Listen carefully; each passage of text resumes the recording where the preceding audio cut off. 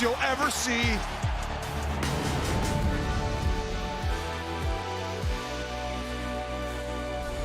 The competition is back, and the UEFA Women's Champions League looks set to be bigger and better than ever before. It's their time, a night to remember.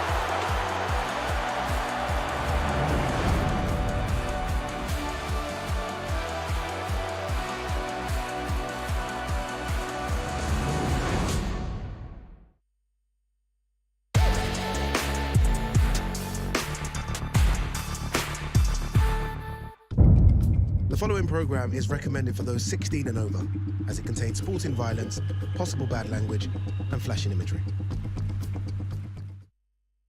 This is the moment the world has been waiting for. The judges are ready, the fighters are ready, the boxing world is ready.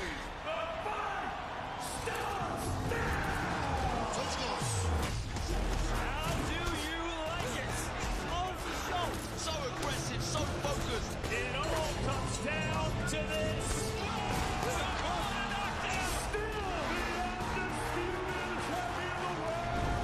Fight night, only on DAZN.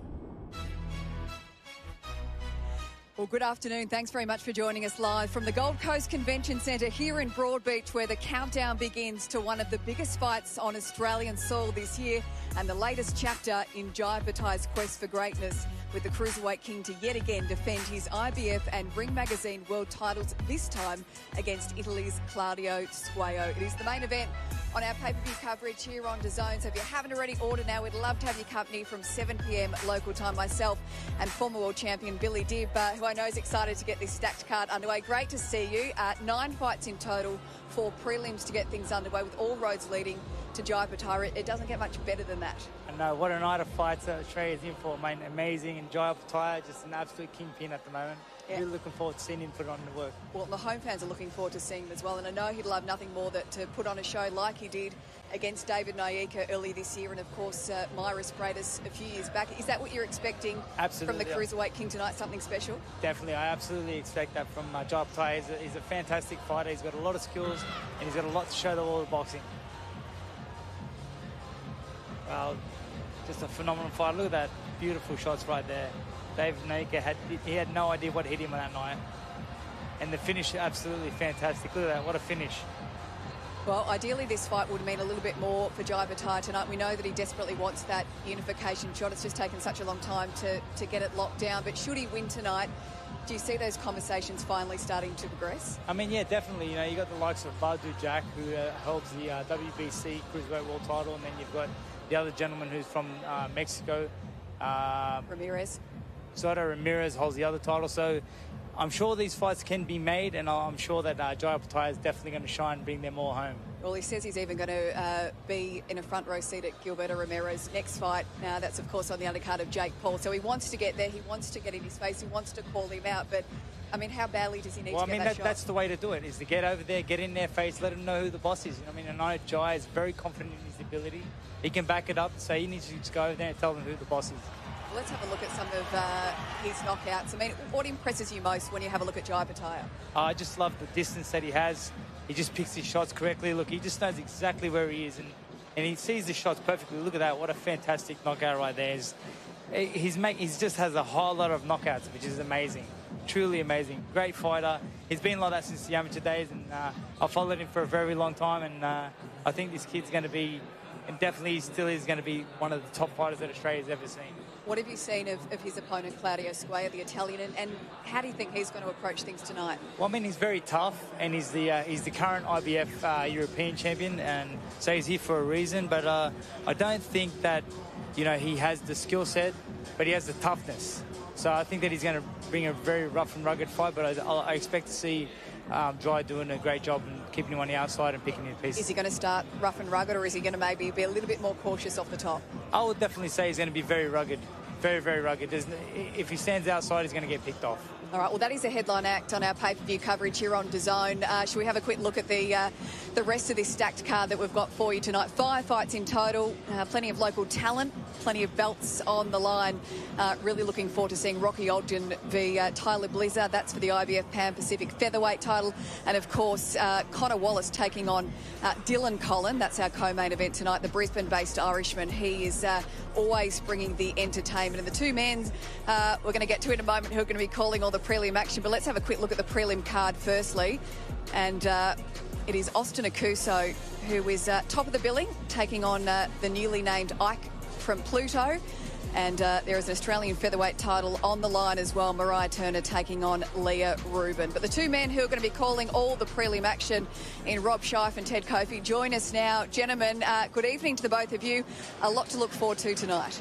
Wow, what a night of fights we have tonight. A great preliminary card, and obviously the main event, Jai Opetaia versus Claudio Squeo. Ted. Yes, it's going to be a great fight. Another Jai Opetaia event coming up to entertain us all. We saw the last one, it was amazing, and this one promises to be as good, if not even much better. Absolutely, and a stacked undercard as well. Some great fights coming up on the preliminaries. Austin Akuso, Ike from Pluto. Wow, the talk yesterday at the weigh-in was amazing. I was just hoping that our ring announcer, Stephen Payos, could get a mic to him quick enough, but he didn't. There's some great fights coming up, and obviously we're all looking forward to the co-main event as well. Connor Wallace, always very entertaining here on the Gold Coast and in Brisbane. Yeah, the Green Army will make a lot of noise here, you know, and he always entertains, and his team are always telling him, you can box or box, but as soon as he gets tagged, he goes into a fight, and this is why the crowd probably love him so much, but it makes his corner very nervous. There he is. Look at him there. That's against Asalame Wellham in his last fight. And again, told to box, but love to put on a firefight there. Yeah, it was a good fight. It was full of action. You know, when he got into a rugged fight, Asalame Wellham was very, very tough and hung in there for 7 or 8 rounds. But there you see Connor Wallace doing a lot of damage, landing his signature left hand. And even though he got tagged there, it was just too much. It was really, really good fight. Absolutely. We're starting the card out with Matt Floyd and Jack Gregory. Moving on from there to Xavier Fletcher. And then Austin Akuso versus Ike from Pluto. And then the Australian title between Mariah Turner and Leah Rubin. So we are stacked from top to bottom in the preliminaries. Yeah, the preliminaries are good, you know. And this is a massive platform for all these fighters in the locally and internationally, you know, to come together and fight and perform in front of the world. And we got Mariah fighting for her title, which will be, you know, a great opportunity for her to move forward in the women's boxing. She only needs a few steps, and you can easily get to world title contention in the women's leagues. And if you haven't bought the pay-per-view yet, please buy the pay-per-view for the main event, because it's going to be an absolute cracker. Opetaia versus Squeo for the IBF and Ring Magazine world titles. We're almost ready to hand it up to Stephen Payos to get this first fight underway. Ted, it's going to be a great night of fights. Looking forward to it.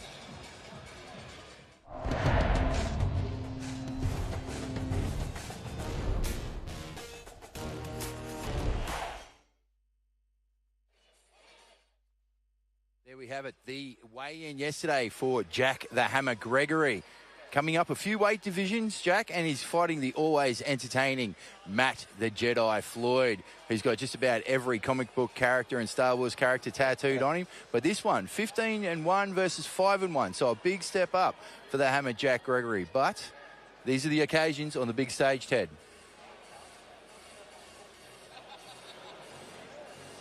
And here we are, we're just about to lead into the tail of the tape.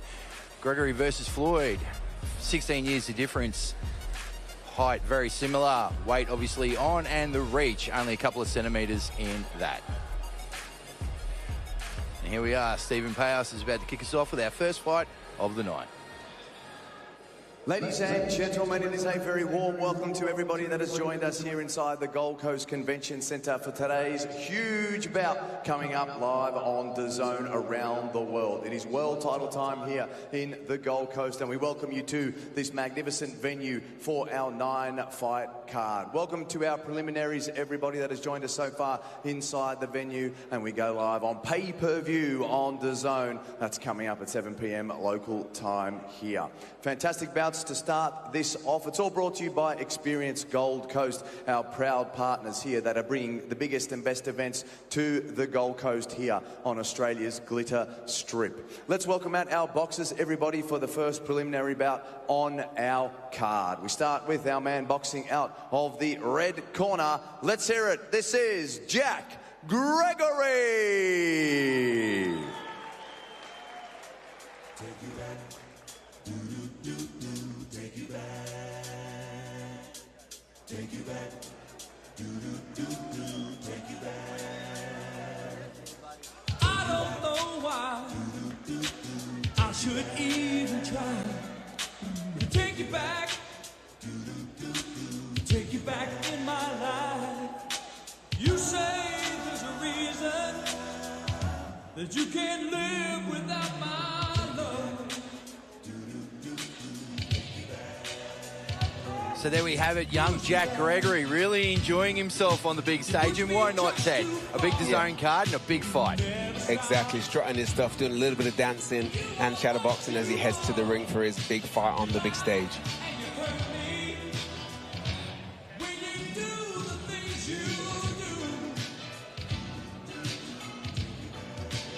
Big experience difference, 5 fights and 1 loss versus 15 and 1. Yeah, massive experience difference, but when these opportunities come up, you've just got to take them. And now, ladies and gentlemen, time to welcome his opponent centering. This man boxing to my left out of the blue corner. Let's have a very big round of applause and welcome Matt Floyd.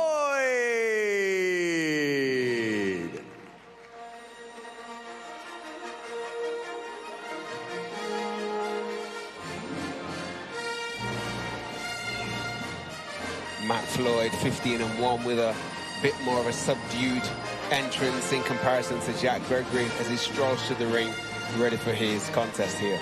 Maybe a bit more subdued with the dance moves, but the Star Wars music pumping throughout the Gold Coast Convention Centre here as the crowd starts to grow in the beautiful Broad Beach Event Centre, which is the Gold Coast Convention Centre. But big fight here to start us out. Matt the Jedi Floyd is called about just about every YouTube fighter out there.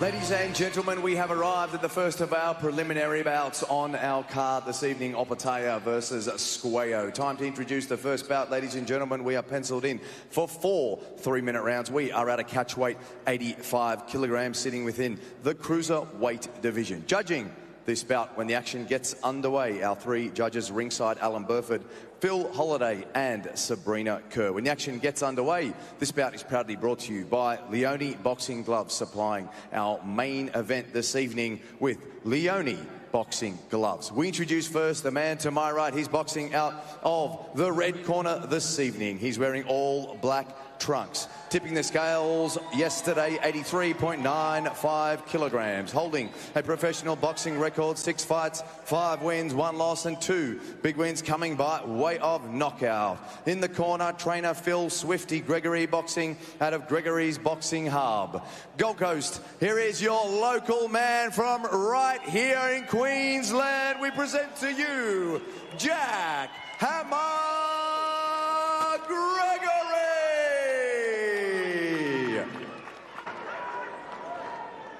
And now, ladies and gentlemen, we go across the ring to my left, introducing the man boxing out of the blue corner. This man also in the all black this afternoon, tipping the scales right on the limit, 85 kilograms neat. Professional record reading, 16 fights, 15 wins, 1 loss, 10 big wins coming by way of knockout. Trained by Joel Lewis, boxing out of Pinky's Boxing Gym. He hails from Perth in Western Australia. Let's make some noise. The aptly named Matt the Jedi Floyd. Boxers centering for your referee's instructions. Bout number 1, the very experienced John Watson. Boxers, you know the rules. Protect yourself at all times. Keep it clean. Touch gloves. Back to your corners.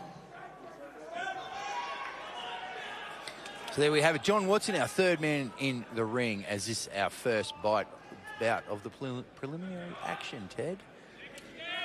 Thank you, Rob. Let's see if the experience discrepancy is just way too vast. Straight away, the Jedi is trying to get into that awkward stance, measuring and then trying to lean straight into that uppercut. Gregory's going to have to try and work his way around that a little bit. Yeah, I agree. Gregory came straight at him, but the Jedi was looking to throw the shots over the top. Matt Floyd can make it a little bit tougher. He can tangle up quite regularly. So Gregory's going to have to make sure he boxes from the outside, make sure his shots are coming through clean. First count there, check in from Jeff, from referee there, John Watson. Yeah, it would do Jack Gregory well to box from a distance, use his jab, just settle into this fight a bit if he can. He does, because there's been 3 clinches already, and John Watson's just going to try and clean it up and tell the boys they've got to box along here. Yeah, the clinches seem to be initiated by Matt Floyd, so you're right, it needs to be a distance from Jack Gregory. Jack Gregory in the black trunks with the black boots and the gold powerbox gloves.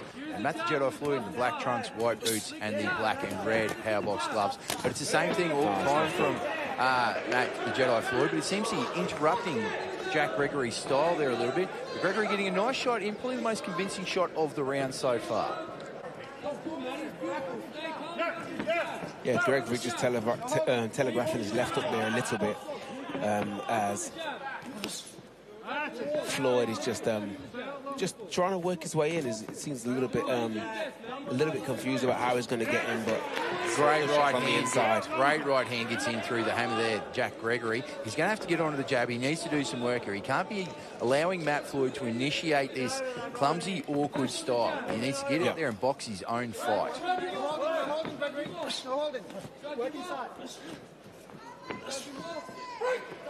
John Watson's not going to like this. He's going to tell the boys to clean it up. Yeah, the inside work favours Floyd and the outside work looks like it's going to favour Gregory, but Gregory's got to use his jab just a little bit more to initiate these attacks. Absolutely he is, and he's going to have an exit and an angle at the end of the combinations. He can't find himself right in front of Floyd because that's when the clinches are happening. Yeah. He's going to have to box and he's going to have to move, but a little bit of nerves coming into play there as Gregory starts to go to work there, not letting his arms light up. Better stuff there from Gregory as he starts to warm into the round. Yeah, nice left hook. Matt Floyd's all about measuring with the left and then trying to tee off with the right hand. Well, the way that Matt Floyd is holding that left out is making it quite obvious that it's going to be coming out. He needs to flick it from his shoulder.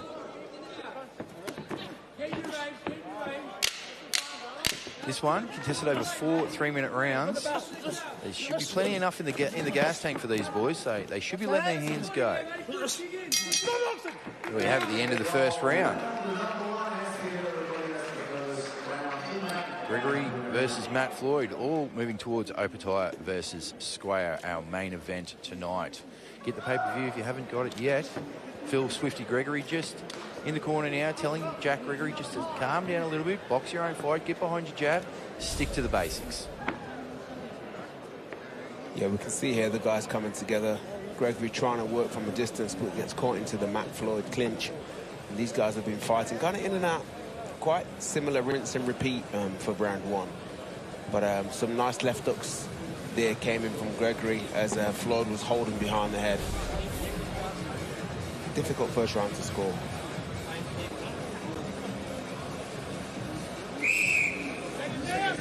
Seconds down, round number 2 about to begin.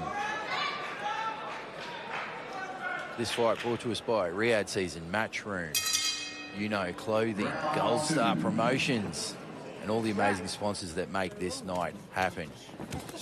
Good shot from Gregory there to open up the second round. Right hand gets through.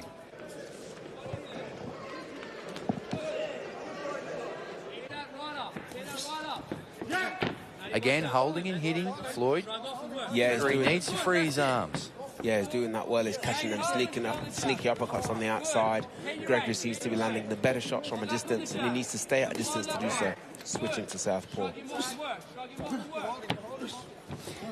He's going to have to stay busy in there because that's where Matt Floyd works, so he doesn't want to let it be one-way traffic. He's going to have to box in that dirty clinch as much as he can as well, but he should try and avoid it and stay outside. He's rushing forward, young Jack Gregory, but that's 6 fights in. A little bit more experience. John Watson's had enough of holding the head. Yeah, it's a good call.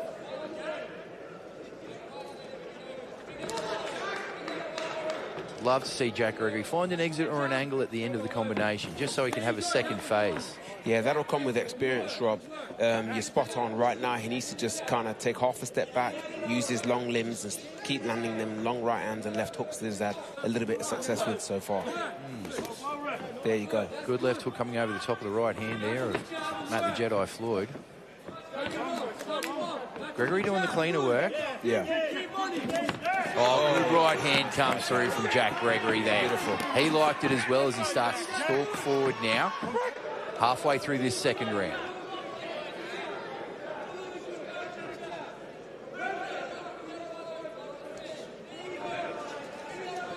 That's better. Letting his hands go now is young Jack Gregory. Exactly. Keeping it just that little bit of distance in between them is doing tremendous favours for him. As Matt Floyd is coming, when he does lean forward and come forward, he's coming with his hands down. Yeah. So if Jack Gregory just slipped out, faded out, he'll find room for that right hand and he could let off a bomb. Yeah, I think he'll learn a lot from this fight. Distance control is a massive thing in boxing, often coming with experience, but I guess you learn it when you look back on these fights and experience them. You do. We had Jack Gregory and his dad, Phil Swifty Gregory, down at Opetaia Boxing doing some sparring, and they were talking about the game plan here for Matt the Jedi Floyd. But it's another thing when you're in here under the bright lights. Yeah, exactly. You're fighting nerves, you're fighting lactic acid, so many things, but the guys are doing well for the opener. Oh, good right hand comes through there. Beautiful right hand. The pay-per-view starts tonight at 7 p.m. DAZN.com/boxing to give you all the fantastic footage that will come in tonight's show. And wow, what a fight night Tasman fighters have put on here tonight. Stacked card from top to bottom.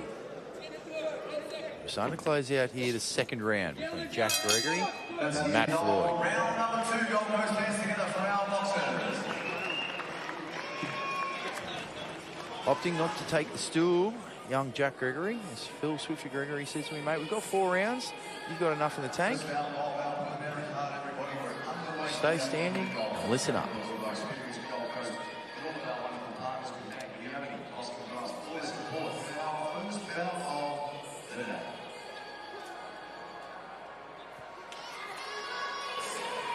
Hitchens Cambosis. It was 2021 when George Cambosis shocked the world by defeating then undefeated Teofimo Lopez to become the unified IBF, WBO and WBA and ring lightweight world champion. Now, the 31-year-old is ready to do it again, and this time against IBF light welterweight champion Richardson Hitchens. Live on DAZN next Sunday. Great fight, that one. Cambosis versus Hitchens. Looking forward to it as we start round number 3 here. Jack the Hammer Gregory and Matt the Jedi Floyd. Yeah, Gregory's got a bit more of an aggressive approach now, and Floyd has got to just adjust his tactics a bit, work well as he goes in. That's it. Uses combination punching and maybe not grab so much on the way in. It's a numbers game at the moment for Gregory. He's letting his hands go, and if two get caught up in forearms, one is getting through. But he is finding holes there. He is finding openings. Yeah, definitely. They're both doing quite well, actually. This third round is evened out, but Gregory just seems to be throwing more punches. Floyd is looking to just get close, keep it his style, for lack of a better phrase. But these guys are just trying to find a way. Gregory's got to take a deep breath, take a step back, and good shots again. Good shots, and then followed it up again by going downstairs, mixing up the heights and the levels, the tempo, the speed. It's a low blow. Little things like that are going to find those openings. It's going to give him a chance to get his hands to come through clean and score well for the judges. Nice job. Floyd's got to keep his hands up a little bit. He's only throwing singles at the moment. It seems like he's starting to notice that Jack Gregory's having success here in the third. Yeah, from the middle of the first round, Gregory just seems to be throwing more punches. They weren't all landing, but the longer punches with the straight rights and the left hooks seem to be landing with Gregory. The inside work seems to be a little bit better from Floyd. Jack Gregory in the black trunks with the black boots and the gold powerbox gloves, and Matt the Jedi Floyd, black trunks, white boots with the black and red powerbox gloves. There's another left hook gets through from Jack the Hammer Gregory, and another one again. Floyd's going to have to keep his hands up. Yeah, he's doing good work now.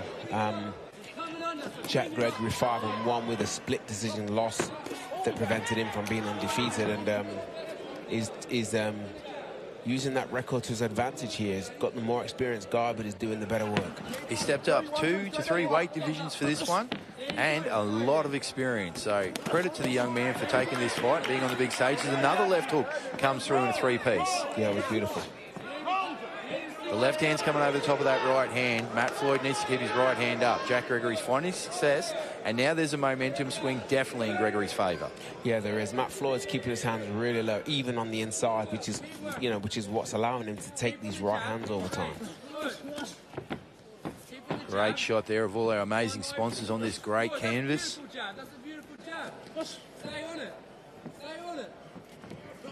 Jack Gregory stalking forward. Matt Floyd struggling to find an answer in the third. Yeah, Gregory still consistently throwing more punches and evading that right hand coming from Floyd at that point. End of the third round there. Gregory gives him a bit of a look. He liked that third round, the young fella. So he should. It's his best round yet.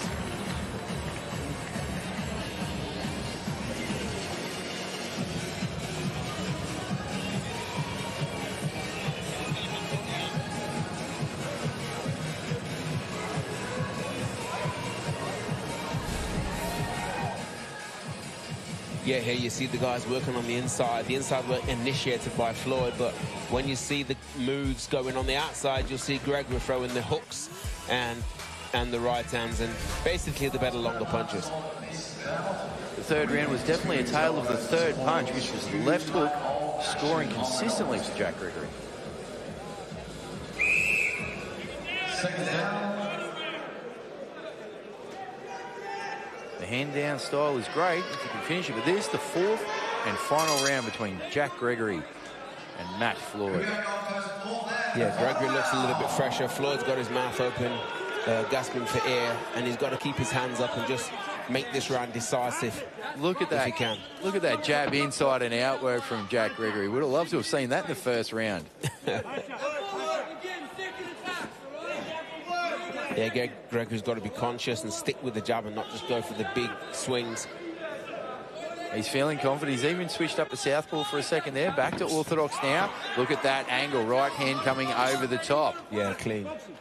Much better. He's getting comfortable. He's settling into this, but it's the fourth and final. There it is. He's check hooking. He's feeling very comfortable. He's in control now, Ted. Yeah, he's been doing more from the middle of the first round. Rob has been doing more of the work, and you know the outside work has been cleaner from Gregory. Even though Floyd has been in the fight, he's been wanting to clinch and take it on the inside, and he's keeping his hands far too low for the punches that he's taking. But it's a good fight. Both guys are doing well. Yeah, some solid work there from Matt Floyd. Probably his most significant punches of the last 2 rounds, but Jack Gregory has negated that dirty boxing style with good angles, counter-punching, and having second phases. So, young man has adapted and overcome here. I didn't want to say dirty boxing style, Rob, so I'm glad that came from you. Yeah, Gregory here pushing him back, just trying to get the advantage to take it home in this fourth and last round.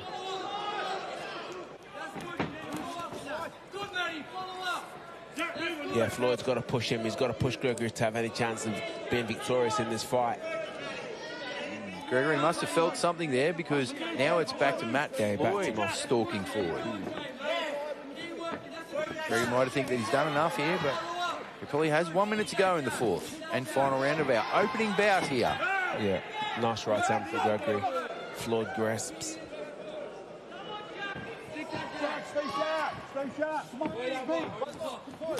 Oh, great little short right hand over the top. From a southpaw stance. Great stuff. Now the hands come up from Matt, the Jedi Floyd. A little bit too late, I think. 40 seconds left in this one. Exactly. The thing about Gregory is he's learning to do the angles. He's probably been told to do the angles. He hasn't got them perfectly, but you can see he's trying to initiate them and make them work. And it's working for him a little bit here, but with practice and experience, he'll get better. Yeah, level changes. He went left to the body, right overhand. Yeah. Slipped outside, cut an angle, then moved back in with a 3-piece combination. He's learning on the job. Yeah, eyes on the prize. 10 seconds left of this, our opening bout. Nice right. Main event, Jai Opetaia versus Claudio Squeo. The IBF and Ring Magazine World title. If you haven't got the pay-per-view, Tune in now, live on DAZN. Great first fight. How do you have it on the unofficial scorecard, Ted? I've got it 4 rounds to zip for Gregory. The first round could have gone either way, to be fair, but this is my unofficial scorecard, not official.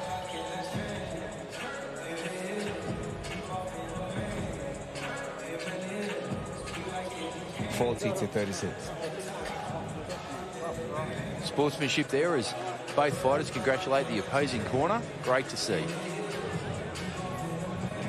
The Hammer, eh? Shine. I told you it'd rise and shine. Your time.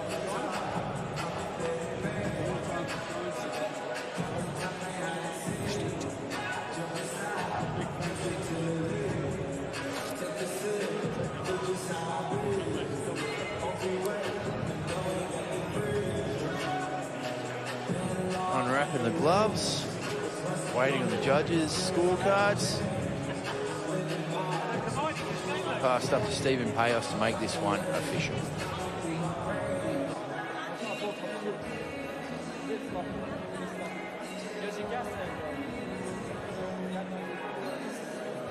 And Jack Gregory's going to learn a lot from this fight.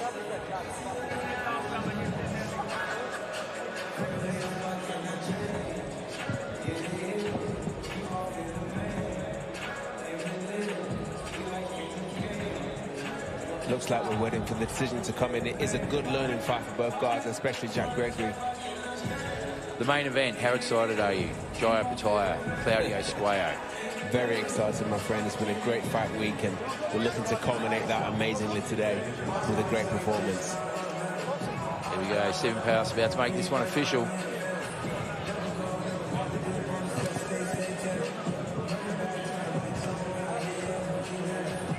I think we're now ready to hand over to Stephen Payos.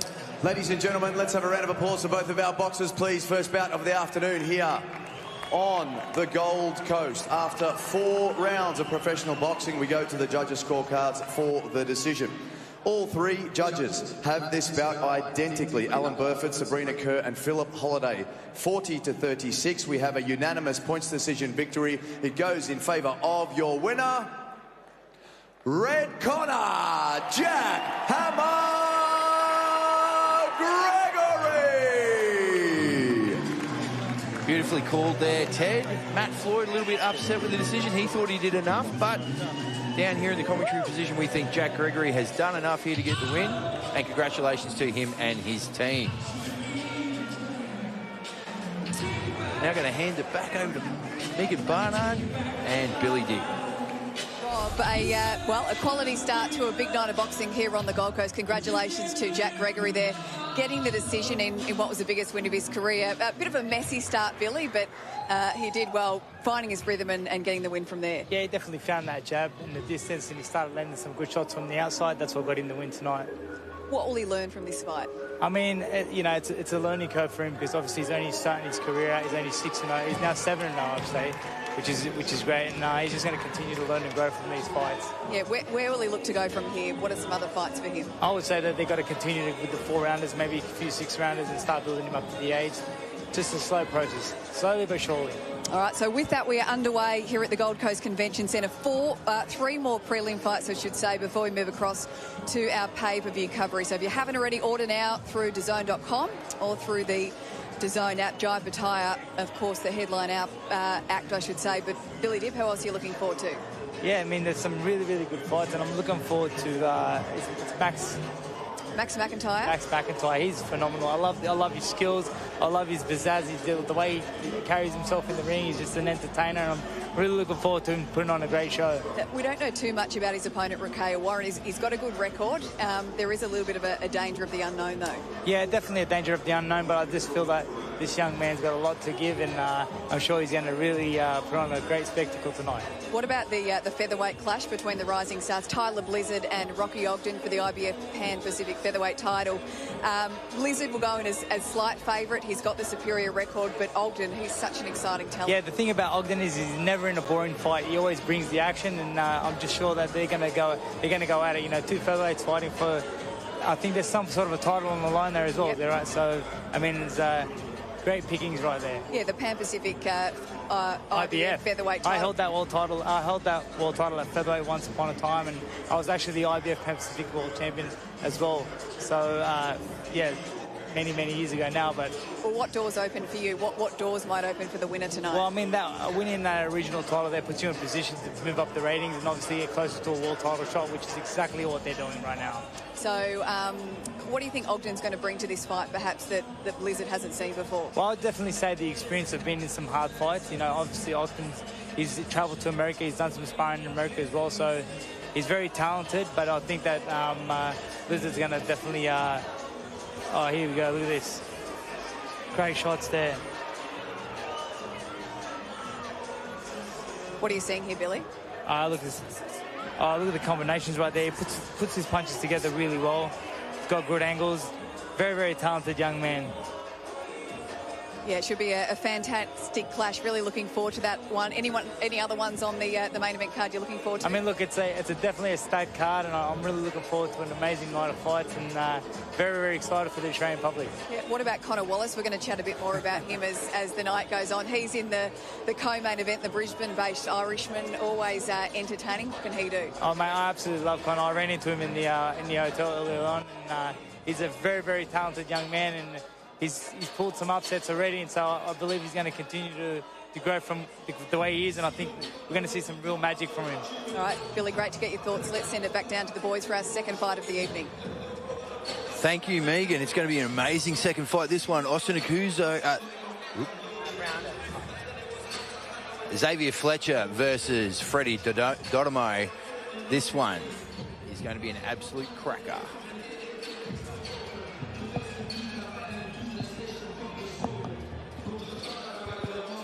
Xavier Fletcher 5-0. Dodamo having 11 fights to his name, but from Fiji. And this one's going to be a tough fight for Xavier Fletcher, who's always flashy. Ladies and gentlemen, time to move on to the next bout of the afternoon here. Return to paradise. It all culminates this evening. Jai Opetaia defending against Claudio Squeo. But before then, we have another fantastic fight to bring you on our preliminary card here on DAZN. Ladies and gentlemen, let's welcome out our boxers for the next bout of the afternoon. First of all, it is ring walk time for the man boxing out of the red corner to my right. Let's have a very big round of applause. This is Alvaretti Freddie Dodamo.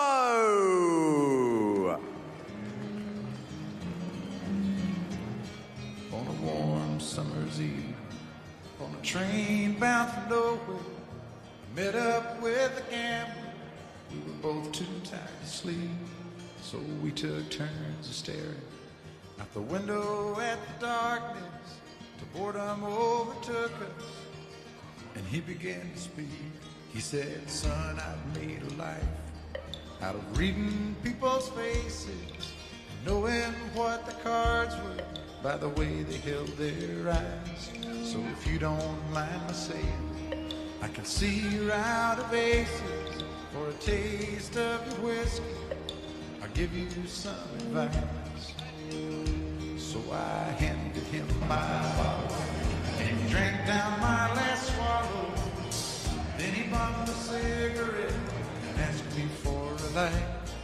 And the night got deathly quiet, and his face lost all expression. Said, if you're gonna play the game, boy, you gotta learn to play it right.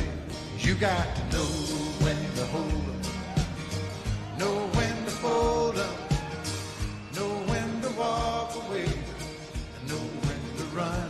You never count your money when you're sitting. Obviously, Dodamo, Kenny Rogers fan, doing his dance and being very relaxed as he's walking towards the ring. It looks like he's going to the beach, Rob, for a stroll. What a track to come into. You don't often hear the gambler, but he's enjoying himself as Freddie Dodamo as he dances his way to the ring. Yeah, speaking to him during fight week, he said he's fought lots of undefeated fighters and he's anticipating a great fight with this one. Yeah, Terry Devlin in his corner and Paul Nassari.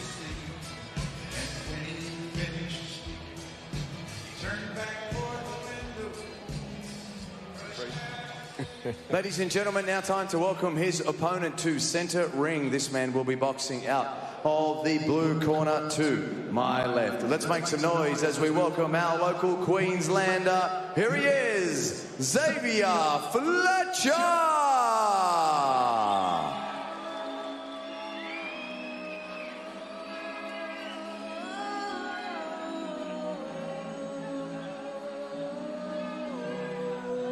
Xavier Fletcher, the all-terrain fighter. One of 3 fighters tonight, all trained by Shape Up in Brisbane. Jeff Frazier, the head trainer. Keep your eyes on this one. If you've not seen Xavier Fletcher fight before, he is flashy.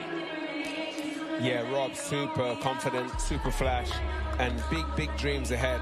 You know, he's got everything that could possibly take him all the way to the top, including his outfit.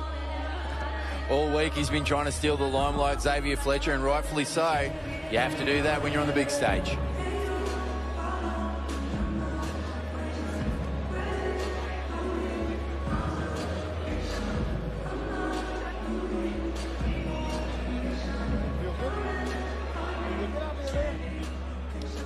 Ladies and gentlemen, time to formally introduce the next bout of our afternoon on our Return to Paradise card. We are penciled in 5 3-minute rounds and we fight in the super middleweight division. When the action gets underway, our judges ringside, Alan Burford, Selwyn Curry and Phil Holliday. This bout is proudly brought to you by O'Shea Water, proud partners with the champion of the world, Jai Opetaia. Ladies and gentlemen, we introduce first the man boxing to my right. This man boxing out of the red corner this afternoon. He wears the black trunks with the grey waist belt. Tipping the scales, 75.2 kilograms with a professional record reading 11 fights, 4 wins, 7 losses, 3 big wins coming by way of knockout. In the corner, trainer Terry Devlin. He represents the Butterfly Boxing Gym via Southern Cross Boxing in Western Sydney. The man hails all the way from Fiji. It is a very warm welcome, Bulabanaka. Here is your man, Freddie, the Black Pearl Dodobo.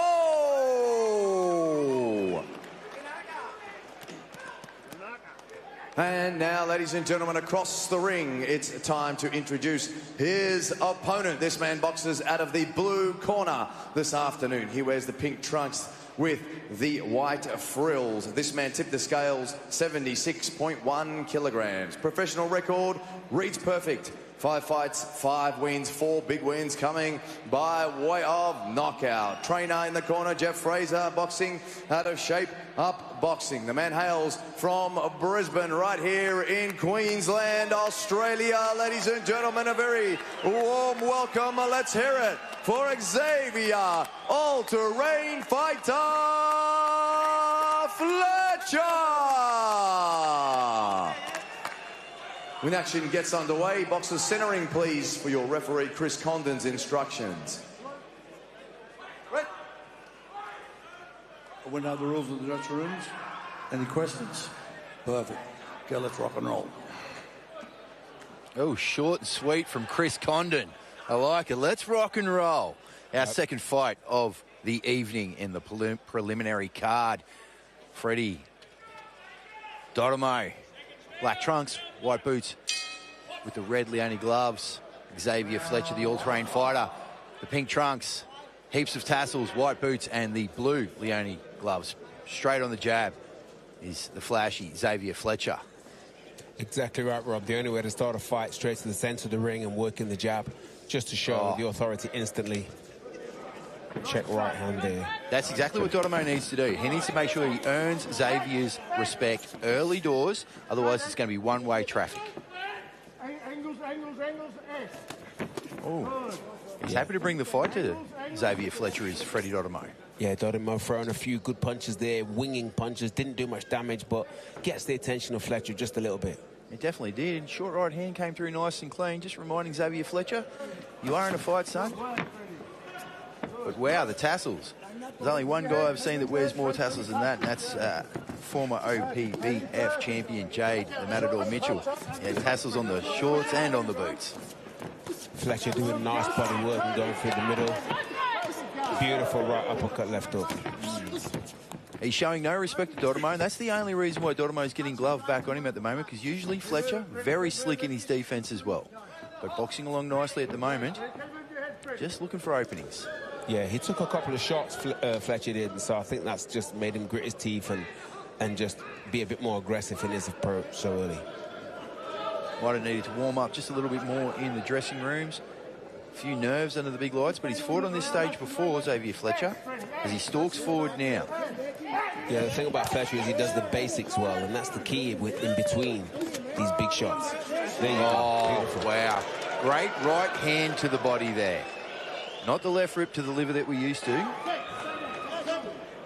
And the first count in the first round, deceiving punch. Must have been deep. Yeah, 1 minute to go. Plenty of time for Fletcher to take his time, but still push the aggression and try and get another knockdown. Beautiful body shot. Well, as he starts to chop to the body now.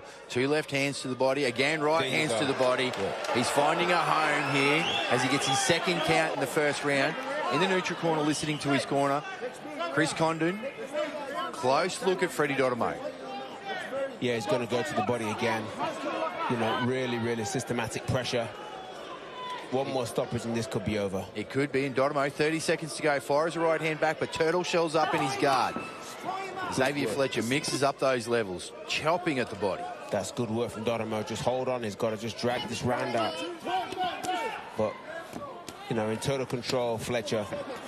Dotomo was having a lot of fun as the announcement was coming in. Not so much fun now as Fletcher working close to the neutral corner against the ropes, chopping that tree down from the base. Exactly. Well, Dotomo played the gambler much like his walk-in song, and Fletcher responded. There we go. End of the first round. One-way traffic with 2 8 counts.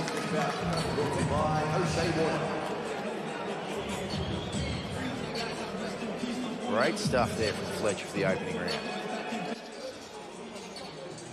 Matt Clark just applying the Vaseline there. Big smiles all around as Jeff Frazier gives his instructions. Yeah, really, really nice round. You're going to see here, Fletcher took a little bit of shots, stayed in the shell. Beautiful left hook to the body that started the process towards the knockdown. Another body shot to the solar plexus. That's all she wrote. And then Dotomo got up, tried to fight back, and went down again. Really good round. What's Terry Devlin telling Freddie Dotomo right now? Stay composed. Don't rush this guy. Do not go out and try and knock him out. Basically stick to the game plan. Try and slow the pace down a little bit. Round number 2. And the still in, and Devlin's still in, but they're out now. And Xavier Fletcher just storming towards the centre ring. Beautiful. Starts with the jab. You see, even with all of this knockdown and momentum, he still goes back to the basics. And that's what makes you successful in boxing. Do the basics well, everything else will come off it. He does. Dotomo trying to change the momentum by being very aggressive here in the early parts of the second. But, wow. Yeah, 3 nice, from the left hand of Fletcher, showing his levels and his prowess as he finds the body, the head, and then uppercut straight through the middle of the guard there. Sets up beautifully. Preparation on point here from Xavier Fletcher. Yeah, really nice, clean boxing. You know, even though he's getting some good shots in, he's not rushing his work, man. He's looking really good. Tidy little Philly shell there. Right hand again. He loves tripling up with a punch just to show the levels of his class. Chris Condon. He wants to see some more out of Freddie Dotomo. Xavier Fletcher having a great day out here at the Convention Centre. Brought to you by Tasman Fighters, live on DAZN.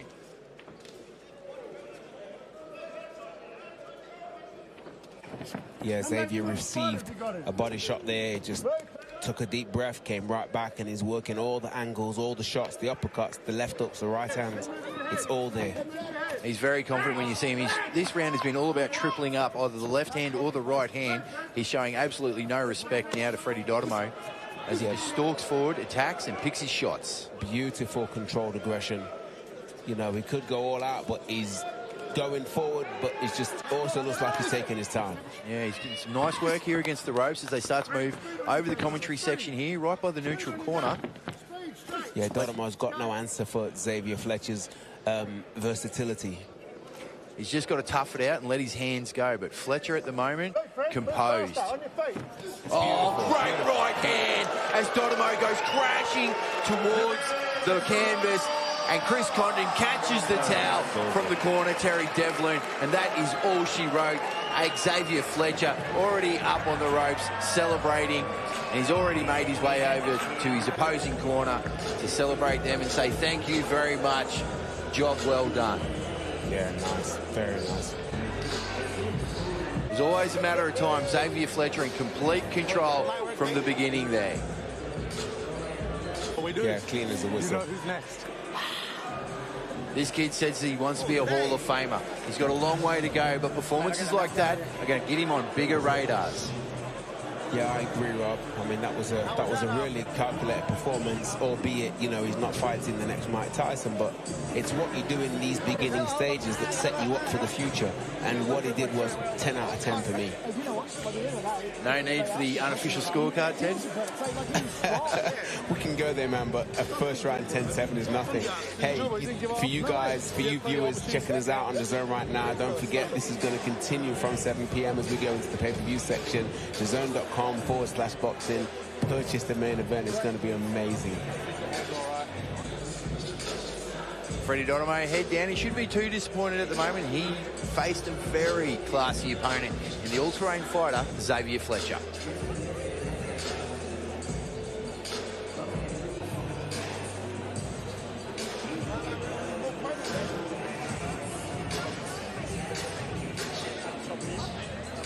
Local musician Ezra James in the corner, Cody Shillelagh in the corner as well for Xavier Fletcher. Matt Clark takes the tape off. Takes off the gloves.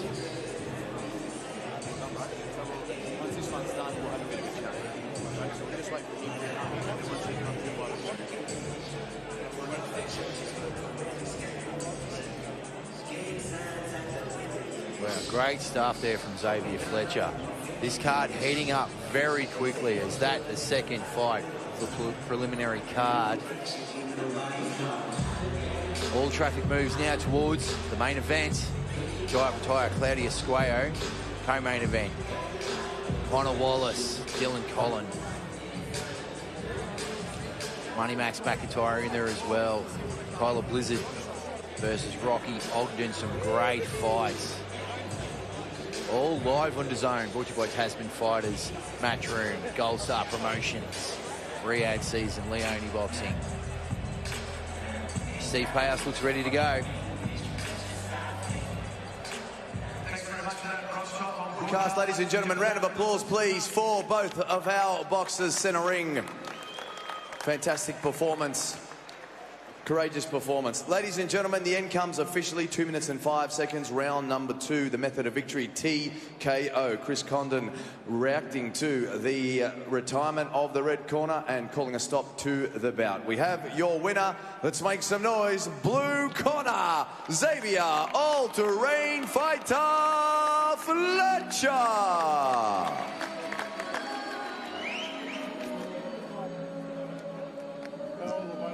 Xavier, congratulations and well done. Pretty trouble-free performance against what is a durable guy who's been around and won some titles and performed really well. So, polished performance from you, mate. What did you make of the fight? Yeah, it was pretty good. You know, obviously he was actually pretty tough. You know, he had obviously plenty of opportunities to lead the fight, but he wasn't going to give up. He came out and gave me some much-needed rounds in between fights. So I'm booked in 6 weeks to defend my Australian title in Melbourne. So against a polished amateur. So it was good to stay busy and take an opportunity on a great card that Mick's put together and get my name out there. You know, Tasman Fighters really helped me build my platform, build my profile, and take me to where I need to be. So it was a great fight, great opportunity, and showed some things I've worked on. Didn't really get touched too much, and got the job done in a pretty nice finish. Absolutely. Now, you're campaigning with that Australian Championship at middleweight, but today's super middleweight. Is that where you're most comfortable for now? You'll stay down at middleweight, go through the ranks there, and then look to perhaps come back to super mid. You look like you had a little bit more power in there tonight at the high weight. Yeah, it just depends. You know, right now I want to stay at middleweight. I feel comfortable there, and I feel like given the right opponent, you're going to be able to see why I think I'm a middleweight and like see me go the 10 rounds and see my strength and fitness go on. Obviously, you haven't seen that a lot of the distance, but super middleweight for sure. Who knows what my future holds? I'm only 25. You know, I might get a bit bigger. Who knows? But unifying and becoming undisputed, I think, is a little bit cooler than two weights. So we'll deal with that unification first, and then we'll think about moving up. Sounds good, mate. There's been some talk in the media about a few names in Australian boxing that you may or may not be after or offering fights to. Is there anything that you want to talk about in that respect at the moment? It's all just one fight at a time. Right now, I'm focused on Dominic Molinaro in 6 weeks. Get back into camp on Tuesday and focus on that. After that, we'll see what opportunities are there. But there's a couple of names, a couple people chirping my name out there. And you know what? Like, if they want to keep using me for clout, that's cool. But they're going to get it. You know, their outcomes will be the same. They'll be looking up at the ceiling wondering why they said my name. Fantastic. Ladies and gentlemen, let's have a round of applause. There he is, ATF Xavier Fletcher.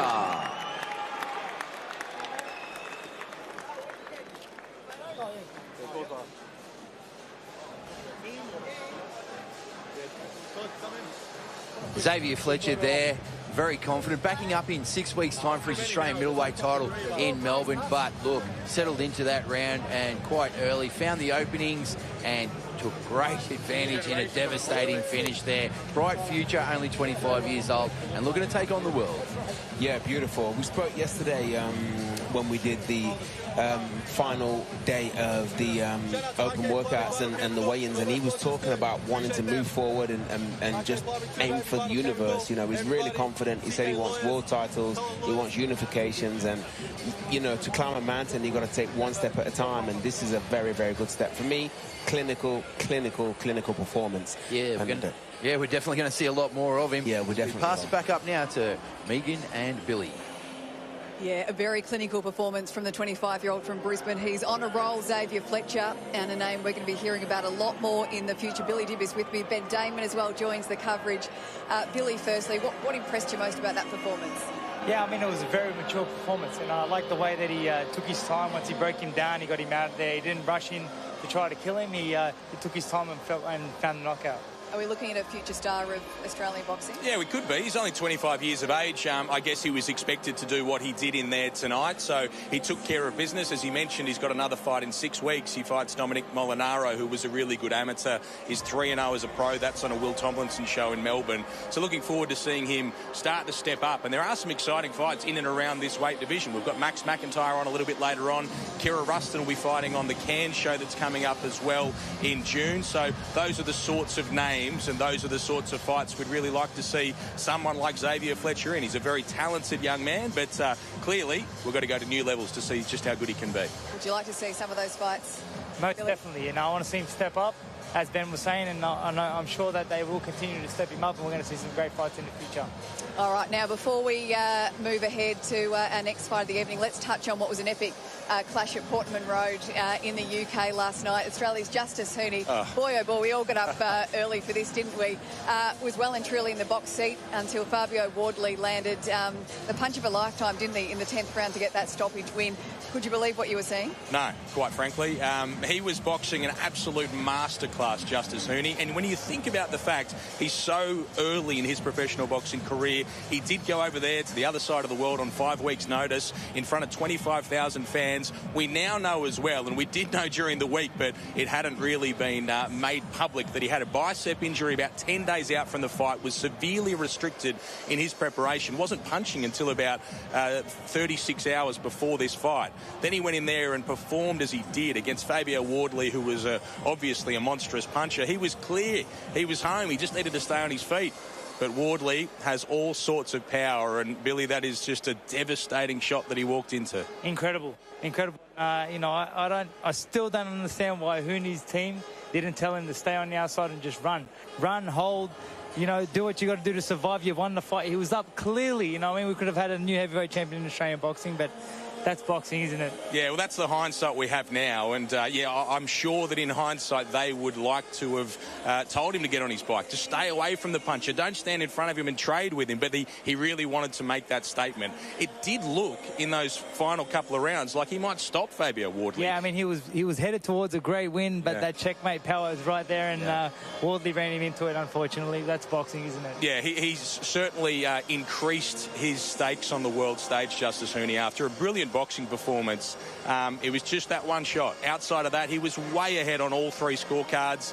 I know that the people at Tasman Fighters are protesting the decision. They have lodged an official protest about the count, about the referee waving it off. I'd be surprised if that goes anywhere. Do you agree with that, though? Is that fair to want to lodge a protest? Well, I can completely understand their point of view, and it's fair enough. I don't think that it'll pass. You know, knowing boxing, in the world of boxing, I don't think it'll pass, but, you know, it's worth putting it in. But you know what? Justice Hooney's... he lost nothing in that. No. You know, it was a fight that he was ahead on points, and these things happen in boxing. And he handled it with such grace as well. He was great in the ring, and then there was some vision of him back of house talking to his family and his team.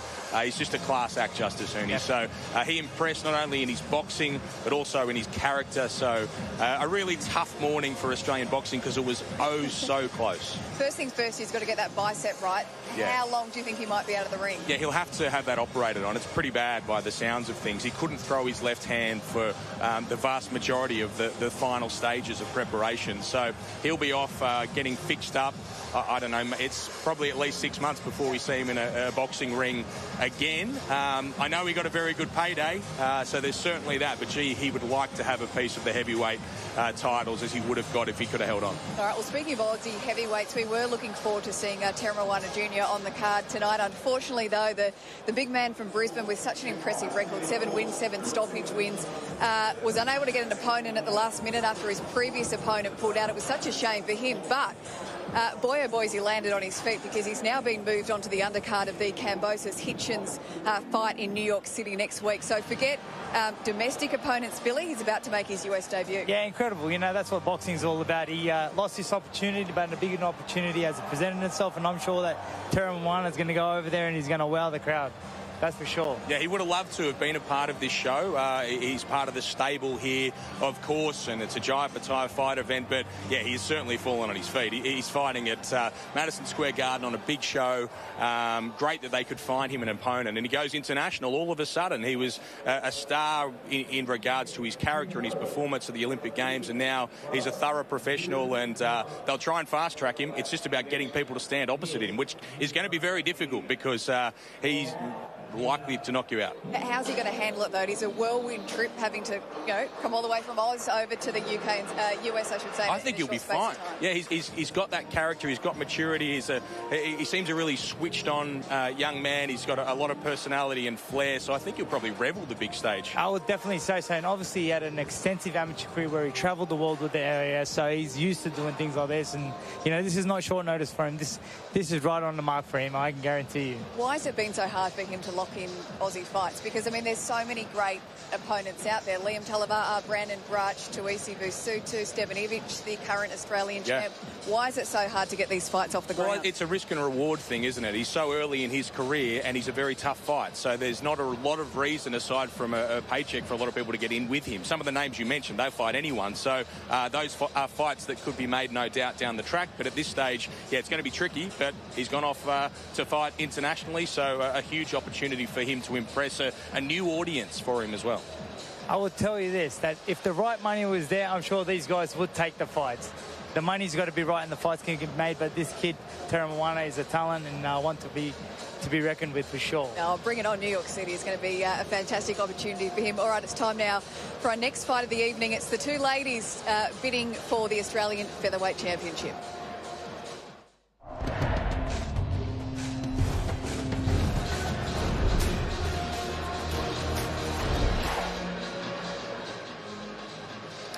Here it is, the official weigh-in yesterday for Leah Rubin, the short announcement and replacement for Mariah Turner. And this, the Australian featherweight title. They have fought before, but this a rematch and a great one to have for a great strap there in the Australian title. Both girls, similar heights and very intense. Looking to make sure that they light up the stage here under the big lights at the Gold Coast Convention Centre. Our tail of the tape. Only 6 years the difference there for Turner. Height very similar, obviously the weight very similar, and the reach only 1 centimetre in it. As we now pass up to our ring announcer, Stephen Payos. Gentlemen, welcome back. Centering on our preliminary broadcast here on the global home of boxing, DAZN. We move on to the next bout of our card.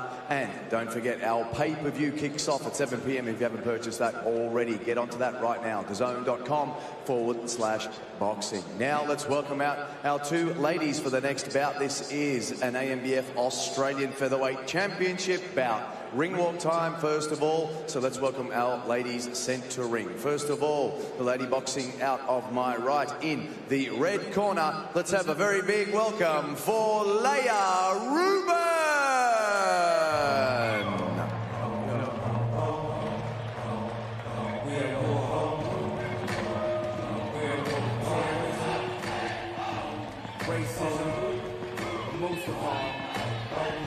There she is, Leia Rubin. Big smile on her face as she makes her ring walk. Yeah, Rob, it's a pleasure for her to be here. She enjoyed it. She spoke throughout the week about how she's so happy to be here. And if you look at that smile with an even record of 1-1-1, she's hoping to tip the balance in her positive favor. And what a stage to do it on. The Gold Coast Convention Centre. The undercard for Jai Opetaia versus Claudio Squeo. Live on DAZN. Get the pay-per-view if you haven't got it. We have a great night of fights ahead.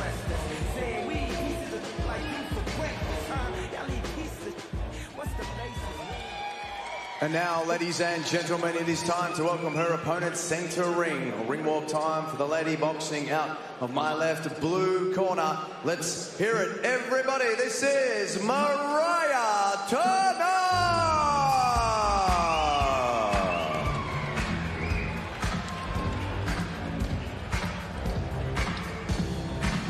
The Golden Girl, Mariah Turner. Trained by Steve Della and Luke Meldon out of Fortitude Boxing. And the saying at Fortitude Boxing is, nothing soft comes out of Fortitude. This girl, a kickboxing crossover now in her 10th professional fight and chasing the vacant Australian featherweight title. Yeah, Rob, she's a bad mama jummer, as the song suggests. You know, she's really enjoying it. She's here to put on a show and to catapult herself up the ladder in the female ranks. Lightning Luke Meldon there in a corner. Former South African cricketer as a cutman, Kepler Wessels. And of course, Stephen Della.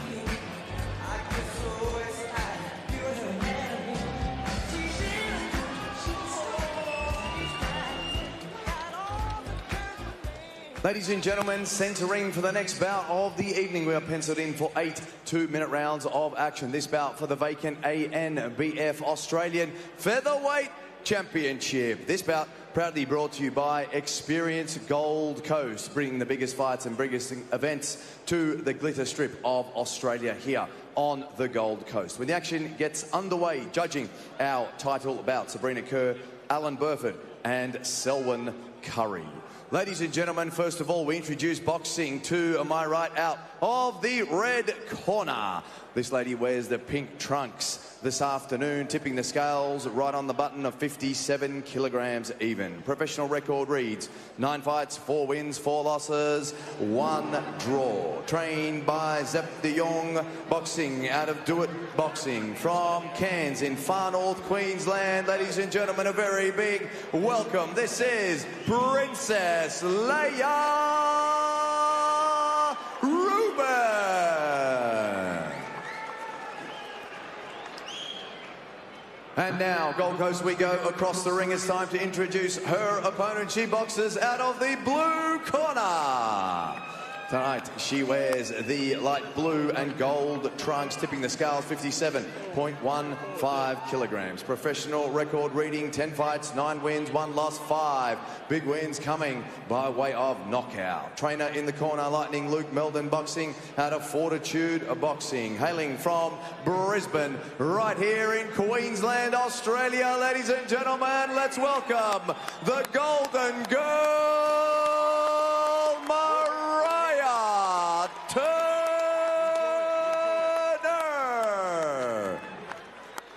Ladies, centering please for your referee's instructions. The very experienced Paul Tapley. Okay, ladies, I spoke to you both in the dressing rooms. I want a good, clean fight. Protect yourselves at all times. Obey my commands at all times. Touch gloves. Good luck to both of you. Here we are, Mariah Turner, Leia Rubin. Very Star Wars themes in the fights. We had Matt the Jedi Floyd. Now we have Princess Leia, this one. The Australian featherweight title, the AMBF sanctioning bodies in for a great green strap, a great Australian title, and a great female fight here in the preliminary card. Mariah Turner in the blue kit with the blue hair. Princess Leia, pink trunks, pink boots, and the pink braids in the hair there, Ted. Yes, Rob, thank you. Scheduled for 8 2-minute rounds for the Australian featherweight title. And Mariah Turner just straight to the middle, touching out the jab, trying to find a distance. And I've never seen a happier face on a fighter than I have of Princess Leia. She just looks so relaxed and happy. And as she should be too. Great card to be on, and a rematch opportunity. These two fighting previously. She starts to piece it together now with a 3-punch combination. All straight stuff there from Princess Leia, as Mariah Turner just starting to gather a bit of data as she moves forward, just looking for openings.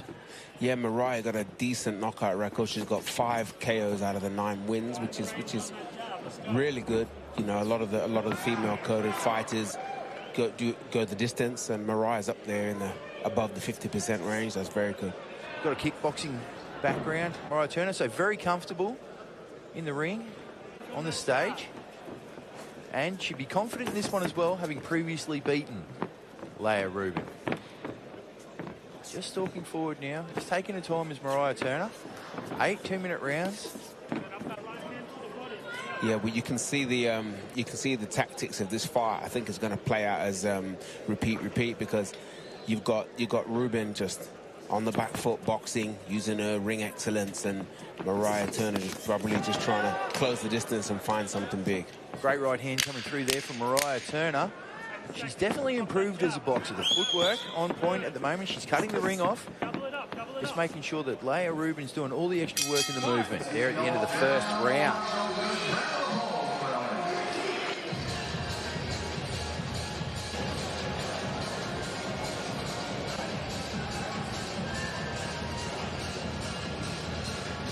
Just waiting on the stool there. She's now on the stool as Leia Rubin, getting some water. Mariah Turner opting not to take the stool as Lightning Luke Meldon gives her instructions. Okay, you see the girls working together with Turner in the middle of the ring, trying to push back, and Princess Leia trying to just throw some counter shots in there. Yeah, Mariah Turner looking very comfortable there in the opening round.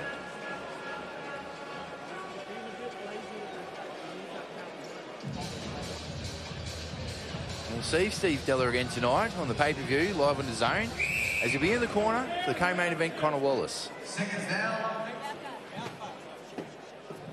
But right now, we're about to start the second round here for an Australian title. A great strap. We love our Australian titles here in Australia. It's a big belt, the green one. A lot of pride behind it. Everyone shows up when they get the opportunity. Yes, you're right, Rob. I think here we see Mariah Turner trying to just close the gap, trying to find some openings, and definitely pushing the offensive here. She's from... Sorry, go ahead, Rob. You're right. No, Leia Rubin just starting to find some range there with her lead hand, the jab. But she's squaring up a little bit as she's moving towards her left and her right. So Mariah Turner might capitalise with that, with some fancy footwork, just to close the gap and start to take advantage. But Leia Rubin, nice double jab there, found an angle and got the right hand straight down the middle. Yeah, beautiful. She's obviously worked on her footwork in the outside boxing, but she's going to have to do more to have any chance of beating Mariah Turner. She has to do more, punch more, maybe put in some combinations and lead off the jab. Mariah Turner just stalking at the moment. Love to see her start the combination just by feeling that left hand out, as we're just starting to see it now. Leia Rubin, great foot feints there, just stalled the movement for a second. Yeah, I'm sure Mariah Turner's corner will say, you know, close that gap, get in tighter, stop her moving so much, cut the ring off. And you can see she's trying to collect that data and do that. Good combinations. At the moment, the battle of the lead hands going to Leah Rubin at this opening bout of the second round. 33 seconds to go. Mariah Turner just might have to make a few adjustments because at the moment, Leah Rubin's getting comfortable now with that lead hand, starting to find as we start to see a showboat just a little bit here. 24 seconds to go. And there again, her hands are going forward, straight punches in combinations, and she's scoring. Yeah, nice footwork from Princess Leia. She's doing beautifully. She's obviously don't want to get tangled, but what she's doing is working for her in this round. Oh, great shots there. Shots are plenty from the both girls. And a round number two. We could have one round apiece, Ted. That's how I see it, Rob.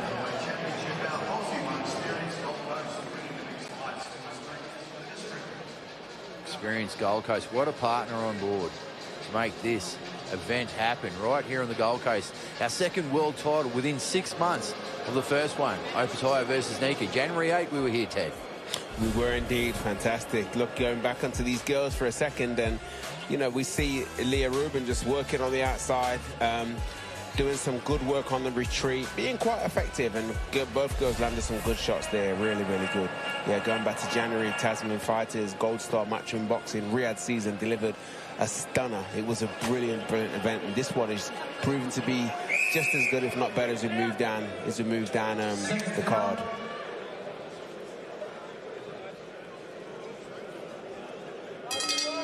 Round number 3, 2-minute rounds for the ladies. This one contested over 8. Leah Rubin showing the confidence from the second round, comes out firing.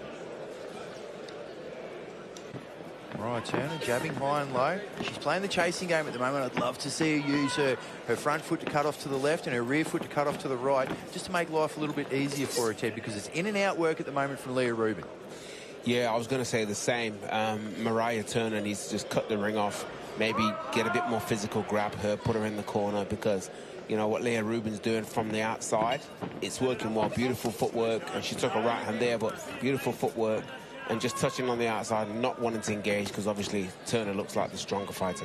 And Turner, unfortunately, preparing for the last months for Yala Tamat, a southpaw and a lot bigger, whereas Leah Rubin, she's obviously been thinking about this rematch for a long time. As she moves around and starts to let her hands go, Mariah Turner's just going to have to change gears here a little bit, try something different, try and find an opening, because Leah Rubin's gaining in confidence, but Mariah Turner stalking forward. Yeah, you see the confidence and the relaxation and the shoulders drop from Princess Leia. She's just smiling, getting more confident, but, you know, you don't sleep on Mariah Turner, who's a good boxer, throws some good solid shots. Oh, beautiful stuff there from Leah Rubin too, boxing off the back foot after that exchange. Mariah Turner really needs to access these feet to make sure she cuts the ring off Rubin. Scoring now to the body. Straight right hand gets through. Back on the jab, finding an exit, happy to get on the bite. Yeah, that's it. Mariah's got a touch with the jab, follow on with that straight right hand, make it effective. 10 seconds down. Oh, great right hand comes through, and a left. That's better stuff from Turner as she turns it on a little bit here against the ropes. You can smile, Princess Leia, but you do have to fight. Great end of the third round there by the girls. That got the crowd going. Exciting stuff.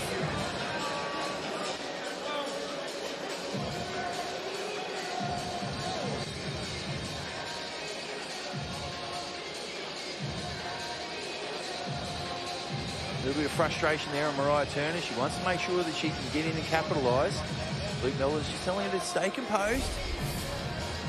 Yeah, you can see the work here from the girls. You can see that Mariah Turner landing the big right hand, but basically Princess Leia just boxing from the outside, touching on the retreat, and good work right there at the end where Mariah just pushed her back and for a lot of positive shots. And greeted with a smile. Good work. The best combination of the fight so far. It was great to see Mariah Turner let her hands go, and for the fire back by Leah Rubin. Makes for exciting stuff there as Mariah Turner now storms towards centre ring. She's letting her hands go now just to find that range, and Leah Rubin happy to fight fire with fire at the moment. Centre ring, Still stalking forward as Mariah Turner, but she's got a better active lead hand now, which is just finding that range, and obviously everything comes off the jab. Yeah, this is the key, Rob. You know, she needs to work everything off the jab. Her corner would have been telling her that. She's got a great team in her corner, and just following her around the ring's not effective. She's got to touch the jab, use her strength, use her attributes, and when she's pushing her back, actually be actively hitting her and making it work. The punches in bunches fight at the moment is still going towards Leah Rubin, I believe, and just there wasn't much difference in the reach, but it seems like Leah Rubin's just bridging that gap a little bit more. Yeah, because she's punching long. You know, she's not bent over or crouching. She's punching long and flicking her arms like flicking water off her fingers, and this is why her reach just seems so much longer. Great fourth round of action here by the ladies. They're bringing it now to the Gold Coast Convention crowd that's starting to build here. Yeah, good shot there from Turner on the inside as she tried to push the right hand, but, you know, and then the slip and change of angles from Rubin. Better stuff there. Turner doubling the jab up. Settling in now. She's not as frustrated. She's a bit more comfortable. Great right hand gets over, short one. Leah just measuring and shooting back from the hip. Check hook there from Leah Rubin. They're all over the ring. The camera is struggling to keep up with them. Deep breath there from Leah Rubin, but, you know, she's still moving, still beautiful on her feet. And you can see that the gap is closing a bit from Turner. Her corner would have been telling her, stay tight, keep pushing, work off the jab, and she's doing it well. Seconds down now. That's when the girls get in the pocket. Here's where you can steal around.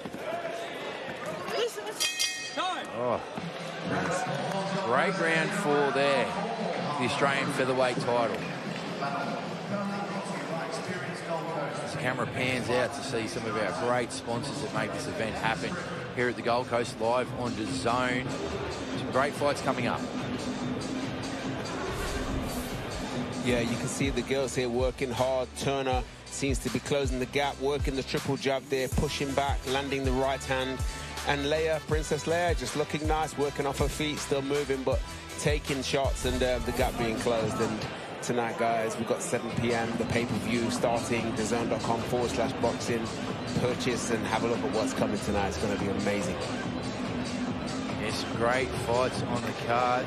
This is the preliminary card. The main event coming up shortly. The main card, that one live on pay-per-view for DAZN. So make sure you subscribe on the app and order this, because it's going to be fireworks from the absolute get-go. This, the start of round number 5. Turner in the blue. She's letting her hands go now. Great little three-piece there. The cross, the hook, the cross coming straight over, and then measuring again for the jab. Just to keep the action stalled there from Leah Rubin if she wanted to fire back. So smarter stuff there. Better stuff from Mariah Turner. Yeah, Princess Leia's tapping her chest and saying, come on, bring it on. But, you know, this is going to really, really favour Turner more. Happy to mix it up is Leah Rubin as well. Mariah Turner, these girls are putting on a show. Yes, really good start to this 5th round. But the corner quite strict. Yeah, Steve Della in the corner quite strict on Turner, telling her, you know, push forward, use your jab, you know, keep it close, keep it tight, don't let her run around. And you can see the intensity now from Turner as a result. Yeah, he's recognised the patterns. She needs punches in bunches. She needs to mix up the levels. Mariah Turner, and that's the instruction from her corner. Great stuff. The girls boxing along beautifully here in the 5th. 2-minute rounds, 48 seconds to go. Yeah, Princess Leia boxing very nicely, but not as much activity on her feet. She's obviously been dancing the previous 4 rounds and a little bit tired, but good action here from both girls. Yeah, there's been a change of gear from Mariah Turner. She's looking a lot more comfortable, mixing her punches up. Right hand lead from there, gets through. She starts to piece them together now. Yeah, she's starting to look a lot more comfortable. She's not breathing as heavily as Princess Leia, and she's just, you know, really pushing back and taking the instructions from the corner really well. Princess Leia, you can see that there's been a change here because she's now trying to fight southpaw. She's trying to break the rhythm and the timing there from Mariah Turner. But this fight catching fire, Ted. Yeah, it's a good fight, man. It's really good. Wow. End of round 5. Great stuff by the girls. Both corners quick into the ring. Undisputed world heavyweight champion Clarissa Shields will defend her belts against IBF light heavyweight champion Lani Daniels of New Zealand on July 27th in Detroit. You can catch it live on DAZN, the home of combat sports, broadcasting over 185 fights a year from the world's best promoters. The global home of boxing, DAZN, right here on the Gold Coast. Tonight, Jai Opetaia, Claudio Squeo, and some big fights coming up. Jake Paul, Julio Cesar Chavez Jr., Kambosos, Hitchens, Usyk, Dubois too, Ted. Mouth-watering. A boxer's dream, man. A sporting competitor's dream.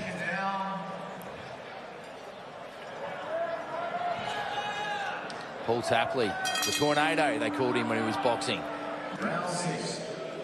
Round 6 of 8. How do you have it on the unofficial scorecard, Ted? I've got it 3 rounds to 2 in favour of Mariah Turner, but more significantly, the last 2 rounds went to Maria Turner. So she's starting to build that momentum now. She's getting comfortable. She's listening to her corner. And if you can look at Leah Rubin's characteristics, she's wanting to kind of press the action and push the fight more. So these girls are both wanting to get it done. It's an entertaining fight. The adjustments from both girls have been great. Leah Rubin's now come out. She's still using the footwork, but she's using a lot more head movement and foot feints to stall the momentum of Mariah Turner, who now has to find an answer for that. This is a really clinical, classy fight from the girls. Well, the key is that there are adjustments, and this is good in boxing. You know, they're not just doing the same thing round in and round out. They're both trying to make adjustments, and it's effective. Oh, some in-the-pocket stuff from the girls. Great to see. Mariah Turner still stalking forward. She needs to get back on that lead active hand, the jab. That's where all her scoring punches were coming from the previous 2 rounds. Yeah, correct, Rob. The jab's the ticket. It sets up everything for her. Good work from Princess Leia. But you can't go to the body twice because the short right hand from Turner comes through and caught her on the way in. Indeed. Great stuff. Look at that. Nice one, too. Beautiful right hand. Punch for punch by the girls. Yeah, Princess Leia visibly tired, taking deep breaths, gulps of deep breaths. And, you know, she's not going to be able to keep Turner off if she carries on. No, because she's now starting to just go back into that no head movement, running kind of style as Mariah Turner starts to score, and score at will. Yeah. Much better stuff there. Very comfortable in range as Mariah Turner now slipping, ducking through, punching in bunches, going from the body and up high. Convincing round for Mariah Turner. Yeah, she's going through the gears.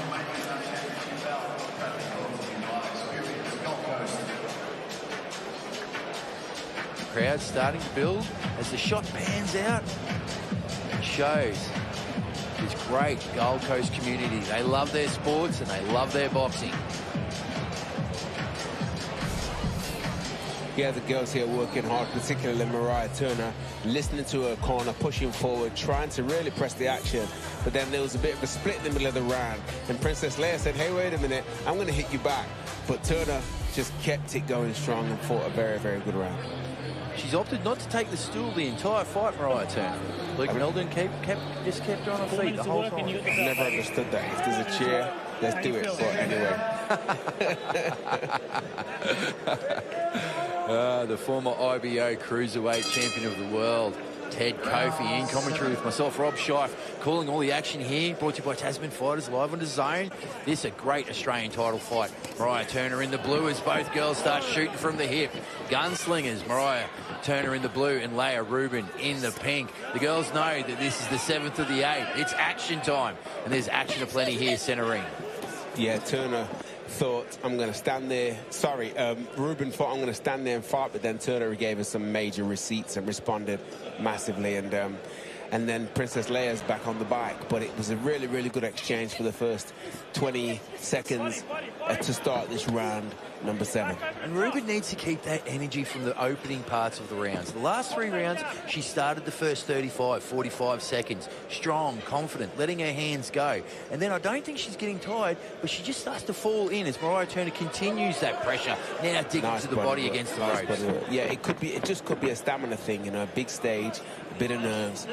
You know, and she's obviously got all of the right moves, great footwork, good angles, making great adjustments, but she just cannot handle the pressure of Mariah Turner, which is consistently non-stop. And she also needs to stick to a tactic, I think, a little bit there as Mariah Turner goes to the body, because that's the mental breakdown. When you try something new and it's not working, you know, and then she falls back into old habits. As Mariah Turner sticks to the basics, stalks forward, and now finds range and tees off. You know what, Rob? Let's get Mariah Turner to punch you for 8 rounds. See if you keep doing the same thing. I will indeed keep doing the same thing, and that's running. Exactly. It's good for her to switch tactics, man, because what she's doing isn't 100% working. She's trying to find another angle, but she took a big left hook there and actually took it really well. That's better stuff. She's biting down the mouth guard now as Leah Rubin. She's trying to fire back, but Turner's been very convincing in the last 3 rounds. Yeah, man, solid. Great round. Good fight.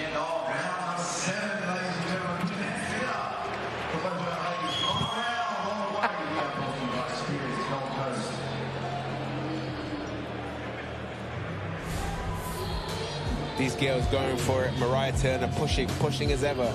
And Princess Leia fighting back, but taking good body shots there whilst on the ropes. She doesn't want to be there. She wants to keep fighting back, but Mariah Turner, like a wrecking ball, just pushing forward, trying to go for the stoppage. I'm sure that's what her corner are going to tell her to do. Absolutely, and credit to both girls. Mariah Turner having a short notice opponent, going from southpaw to orthodox, but credit to Leah Rubin as well. Yeah. Short notice, not preparing for Mariah Turner, answering the call and showing up on the big stage here. Great stuff. Both girls should hang their heads very high on this one.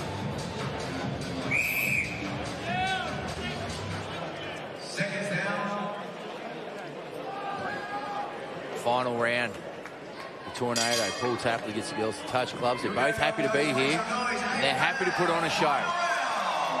Yeah, great performance by both girls. Mariah Turner pushing back just like the start of round 1, and Leah Rubin standing there for now, but go on the retreat and try and use her angles and beautiful boxing acumen. And great to see the crowd showing their appreciation for these two girls. Oh, for sure. It's not easy jumping in the ring in front of a big crowd and under the big lights on a global stage. Yeah, what Leah Rubin is doing is very good, but she's not taking any offensive steps with her movement. It's just movement, which can be construed as running. She needs to fight back and try and make something of this fight, or at least this round. Great back and forth battle. Everything in this fight. Tactics changes, momentum swings. Both girls have had to change it up. It's been so good to see.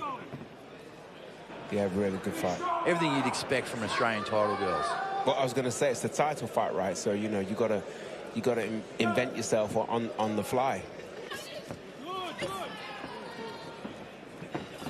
But you can see the aggression in Mariah Turner. She's trying to put a bit more into the action. She just wants to into her punches. She just wants to trap her in a corner and let the punches go. But to Princess Leia's credit, she's moving really well. Princess Leia, if she's got anything left in the tank, it's the last 30 seconds. She can try and steal the round here. She can try and steal the fight. She'd have to turn it on hard because at the moment, Mariah Turner clearly in front of the scorecards, you think. 20 seconds to go. Mariah Turner starting to pull her on the pressure now. Yeah, looking for the big shots, looking to run after her, trap her in them corners, but you know, Leia's just elusive as always. Last 10 seconds now. Princess Leia lets her hands go. Is it all too late? Yeah. Mariah Turner happy to stand with her in trade. Centre ring. Great work. That is the end of a great fight, a classy fight from these two opponents. Yeah, unofficially I have it 78 to 74 in favour of Mariah Turner. Very good fight. Great fight. Australian featherweight title on the line. Both girls should be very happy with their performances there. Oh. She did leave it all in the ring, Leah Rubin.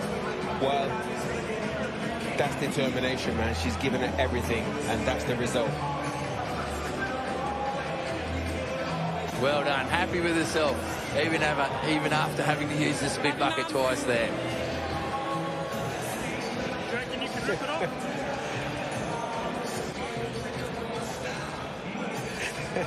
Yeah, now she's done that now. After she goes out and celebrates, she won't have to do it tonight again. So she's in a good place. The after party's going to be huge at the casino tonight. All the stars will be out as they start to gather now. The crowd building here for a great night of fights. Yeah, the atmosphere is lifting, the noise is lifting, the music's loud, the boxers are getting more and more eagerly anticipated, and it's really good. The commentary team enjoying every punch. You have to.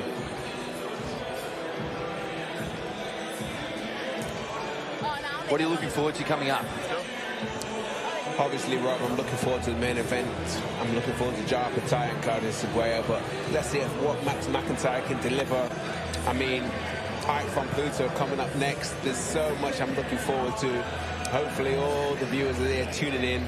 And right here on DAZN, the Global Home of Boxing, we've got the 7 o'clock main card. You can subscribe and purchase that. And I think we are going to move up to Stephen Peo and make this official. Or maybe not yet. No, we're not ready. We're still waiting for the scorecards. Mariah Turner ready. She's eager. Paul Tupper's got her hand. The strap there. She feels she's done enough, so she's ran to the ref. Okay, now I think we're ready to hand over to Stephen Peos. Ladies and gentlemen, let's have a massive round of applause, please, for both of our ladies' magnificent title fight here on the Gold Coast. Live and free on the global home of boxing, DAZN. Ladies and gentlemen, boxing fans watching this broadcast and those inside the Gold Coast, after 8 fantastic rounds, we go to the judges' scorecards for the decision. Judge Alan Burford scores the bout 80-72. Judge Sabrina Kerr scores the bout 77-75. Judge Selwyn Curry scores the bout 77-75. All 3 judges unanimous in their judging of this bout. The victory is a unanimous points decision victory. The winner also picks up the ANBF Australian Featherweight Championship. Your winner comes from blue corner, Mariah, the Golden Girl Turner. There you have it, the Australian title. She'll be very, very happy with that. The Golden Girl, Mariah Turner from Fortitude Boxing in Brisbane. She's worked hard for this one. Yeah, she's done really well, and it's a well-deserved win, and the belt looks good on her. Joined centering Mariah Turner, the Golden Girl, and a golden performance tonight. The strap around your waist. Congratulations. You must be feeling fantastic to win the title against a very good opponent in Leah Rubin. Yes, first of all, I want to say a massive thank you to Leah for taking the fight on such short notice. My original opponent had to pull out, unfortunately, so she really stepped up, and I've fought her before, and she brings a tough fight, so I was really grateful to share the ring with her again. So yeah, I'm just really happy. You know, we've been working really hard in the gym, and yeah, I'm just really grateful to be here on such a massive event. What did you make of the fight overall, Mariah? Did you think perhaps you maybe started a little bit slowly and then really came into the fight? It felt like the back half of the fight you completely dominated, but perhaps that's where Leah picked up a few of those rounds on some of those scorecards, was the work that she did in the first half of the fight. Yeah, so I pretty much did just start off a bit slow, was trying to work out the game plan, and then came on stronger the later part of the fight. So yeah, it was really great. Fantastic. Where to from here now for you? You've scaled the domestic heights now, as we talked about during the week, and now you're progressing on and ready to go now to bigger and better things. So where do we go to from here? Whatever my management, Stephen Della, has next for me, we just take one fight at a time. So, yeah, I just want to say a massive thank you to my team at Fortitude Boxing, my manager, Stephen Della, my coach, Luke Meldon, for all the time and effort they put into me, my major sponsor, Kappa Group, for really getting behind me this year. You know, it's not an easy sport not having sponsors behind you, and massive thank you to Mick and Fran at Tasman for having me on. Well, fantastic. Great performance here on a big card. We wish you all the very best, ladies and gentlemen. Let's have a big round of applause. Your new Australian featherweight champion. This is the Golden Girl, Mariah Turner. Wow, she's levelled up, and rightfully so, to get the green strap as well. It's everything you'd expect from an Australian champion. Classy performance inside of the ring, and classy in her deliverance of her winning title there. She loved that Leah Rubin stepped up and was a great dancing partner for her and put on a great fight for the crowd. Everyone enjoyed it. Yeah, very respectful in her interview and very respectful throughout the fight. It was a great fight, a great change of tactics from round 3 onwards for her, or round 4 onwards, and she swept it all. And we're going to hand over to Megan Bernard, Billy Dibb and Ben Damon. Thanks very much, gents. What a moment there for Mariah Turner, your newest Australian champion, and she makes it 2 from 2 against the tough Leah Rubin, all in the space of just a couple of months. Billy Dibb, Ben Damon are with me, and well, gents, she'll be celebrating tonight the biggest and the most important victory of her career. Yeah, definitely. I mean, picking up the Australian title is such an amazing accolade, and congratulations to her and her team.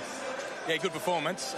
It was a rematch, and I think maybe Rubin was a bit better this time around, even though she was on short notice. She gave a really good account of herself, so it's a very good win for Turner, and you can tell that the Australian title means plenty to these fighters, and she's just got that to add to her collection. Where to from here for her? Yeah, well, it's I don't think there'll be a trilogy, but it's just a matter of staying busy and getting some of these good fights. There's a lot of good female fighters around those featherweight and super featherweight divisions. So, yeah, I'm not going to play matchmaker with Mariah Turner, but I'm sure there's some opportunities for it. We were playing matchmaker before as well with regard to Xavier Fletcher. Well, I think the best fight maybe you can make for him is Callum Peters. Callum Peters and Xavier Fletcher would be an outstanding fight. So there are some really good fights to be made in and around those weight divisions, much like these with the females. Can you make that one happen? I don't know if I can do it, but Billy might be able to make some calls. But, geez, some really good fighters around those sorts of divisions, and at light heavyweight as well. Yeah, we've got a good one in our co-main event coming up as well, as you say, light heavyweight. That is Connor Wallace v the Frenchman in Dylan Collin. Hey, really looking forward to this one. We know that Wallace, he desperately wants that world title shot. He's been knocking on the door of the IBF for quite some time. How far will he go in getting those doors to open, Ben, if he can make a statement tonight? They think that he's got an interim world title fight if he wins this fight here tonight, so it's a huge opportunity for him. The vast majority of the crowd that are already here are all in green shirts. They're here to see this man, Connor Wallace. He brings a big crowd. He's a very entertaining fighter, very, very good as well. He's got just the one loss, which he avenged. Some really good wins against the likes of Jerome Pampalone and others, and yeah, just another stepping stone for him against a tough international opponent. The Frenchman is very, very good, beaten just the once, and that was at the very top level against Daniel Lappin. So it is a tough task for Connor Wallace against Dylan Collin, but he will go in a favourite in a fight like this. Yeah, so you're saying an interim world title shot may be the next step for him. How good would it be, Billy, to bring that to Australia? I mean, that'd be incredible. Obviously, he's been in there before, and he's had some really, really hard fights against Jerome Pampalone. He was the underdog, and he managed to come through with that in flying colours, and I feel that the kid's got all the skills and the ability to do whatever he wants in this game. What do we know about his opponent, Benny? He's coming in very confident. He believes he can knock Connor Wallace out tonight. Yeah, he looks the part. He's only been overseas twice. Once last time out in Riyadh when he was on a huge show over there and did fight against the very well-credentialed Daniel Lappin and was outpointed on that occasion. He goes straight overseas again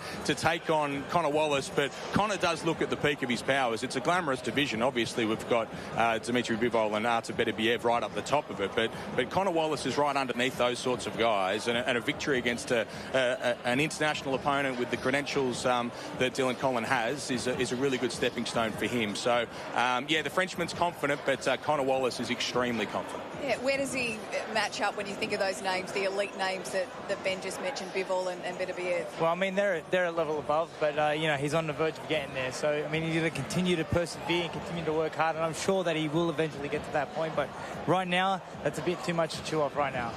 Are we going to see a smarter fight from him tonight? He did probably go away from the game plan in his previous fight, got into a bit of a brawl. Yeah, he most certainly did. Yeah, a bit more tonight. Yeah, I'm not sure. He doesn't mind a brawl, so he always goes out there wanting to box and stay long and to use his defence. But sometimes he gets dragged in. He's an Irishman. He's a great character who's got a lot of personality and really likes a fight. He gets a big crowd here as well, so they want to see him go to war. Sometimes he gets dragged into that. I think he probably can with this guy. I think that he has all the skills to outmaneuver and outbox Dylan Collin, but if he wants to brawl with him, I think he can probably win the fight that way as well, and that's going to be more entertaining for a big crowd that are here to see him in action. Is that what you want to see? The Irish definitely like to throw down, so I'm sure he's going to throw down today, and you know, his opponent doesn't possess too much power, so I'm sure that he will get there.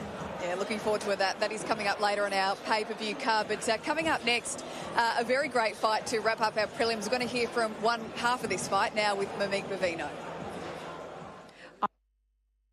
Ike from Pluto taking on Austin Akuso. Exciting bout. How are we feeling pre-fight? You've already got the gloves, the wraps on. I feel fantastic. I just can't wait to get out there and put on a show. It's going to be awesome. Tell me, what do they have to watch out for? They'll see. They'll see. You're underestimated. Do you want to prove a point tonight? I don't need to prove a point. I just go out there and have fun. This is my holiday. I worked hard for it, and now I'm enjoying it. Love it. Can't wait to see you out there. Good luck. Thank you. Guys, this is all live on DAZN. Yeah, a man, a few words on Fight Night. Ike from Pluto. He had a lot to say. That's a surprise. He is a bizarre character, a really good chat. I had a good chat with him a couple of days ago up here. He calls himself Ike from Pluto and just wants to go by that. That is not his name, just obviously. Recently, though. That's a new name. Yeah, that's a new name. That's his stage name for his music and his art and things like that. But he wants to be like a throwback to your old school fighters like Kid Chocolate and Fighting Harada, who went by a nickname. So he's going with Ike from Pluto. He says he's from out of this world. He looks the part. I know he's from a fighting family. His father fought against the likes of Sakio Bika, amongst others. I don't know whether he can fight, though. We're about to find out, because he goes in with a good one in Austin Akuso. He's only had a couple of fights. He's got all the chat. He's got all the personality, the swagger, but he's got to get in there and do it against someone who's pretty good in Austin Akuso. Yeah, confidence is one thing, but when you're up against Akuso, you know, that family can definitely fight, and I'm sure that he's going to come in and give a great performance, but we'll have to wait and see. Looking forward to seeing him in action, though, Ike from Pluto. Yeah, what do you think happens in this fight?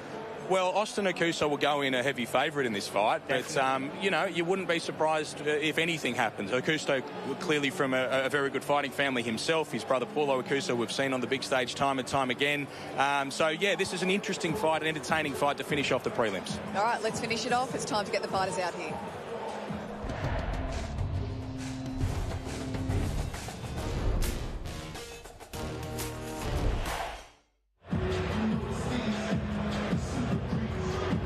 The weigh-in, Ike from Pluto. The final fight, the preliminary card. He loves it, loves the big stage. Didn't do too much at the open workout. Did a lot of talking at the weigh-in. Austin, Sugar-Free Akuso, his dancing partner. 8 fights for Akuso, 8 wins, 2-0 from Ike from Pluto. This is the last of the prelims, but a lot was said at the weigh-in, so look out for fireworks when these gentlemen take centre stage.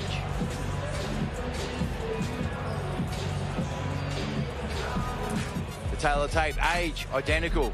Height, only 6 centimetres in it. Weight right on. And the reach, a big advantage for Austin Sugar-Free Akuso.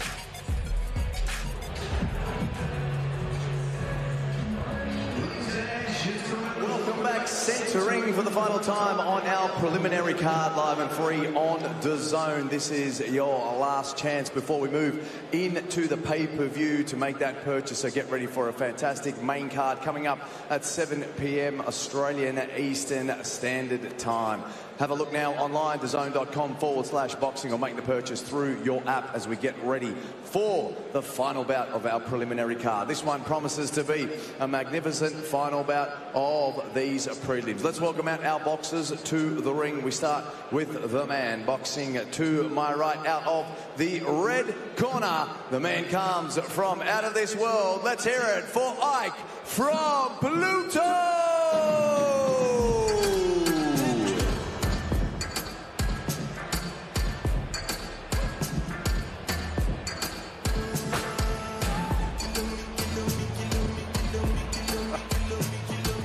Did you expect anything less from Ike from Pluto? He's been trying to steal the stage all fight week.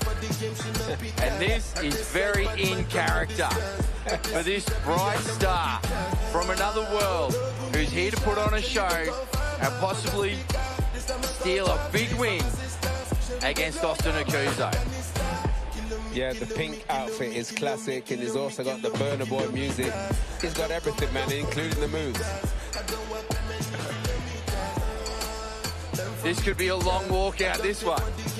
Really taking his time and enjoying himself, soaking it all up.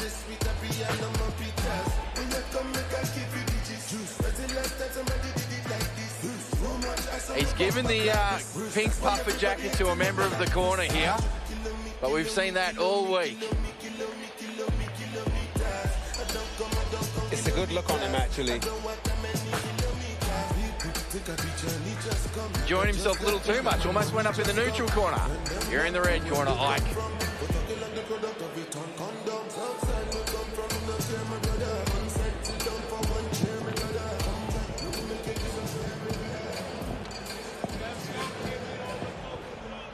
And now, ladies and gentlemen, time to welcome to the ring his opponent, this man boxing to my left out of the blue corner. Let's give a very big Gold Coast welcome. This is Austin Okuso!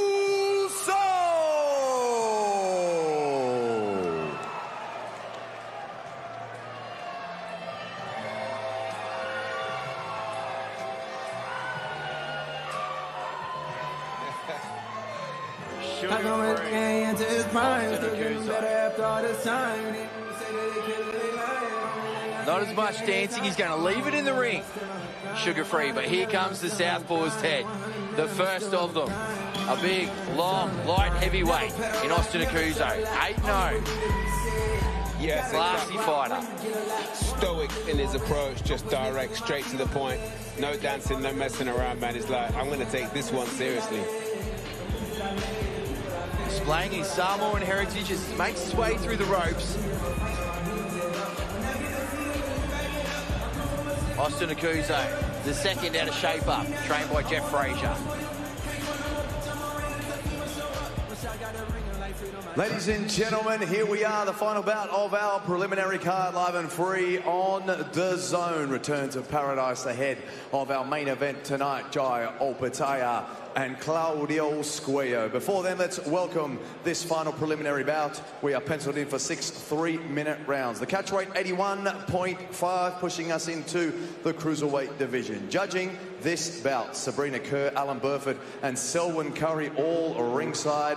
When the action gets underway, this bout proudly brought to you by Spencer Brown and Gold Star Promotions, proudly supporting Australian boxing. Introducing first the man to my right. He boxes out of the red corner this evening. This man wears the navy blue and pink trunks, tipping the scales 81.3 kilograms. Professional record reading, 2 fights for 2 wins. Trainer in the corner, Mark Gresh, boxing out of Jabut Boxing, originally hailing from the nation's capital, Canberra, and now from Penrith, but more importantly, from out of this world, the realms of the solar system. Ladies and gentlemen, let's make some noise and hear it for Ike from Pluto!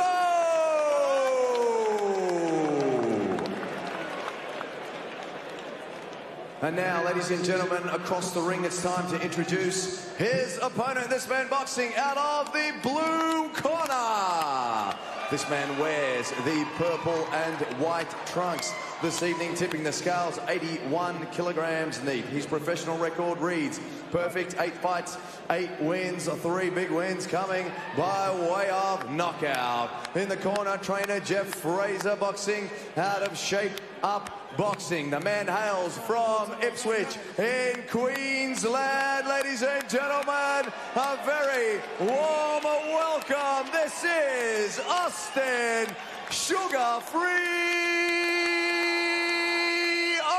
Okuso.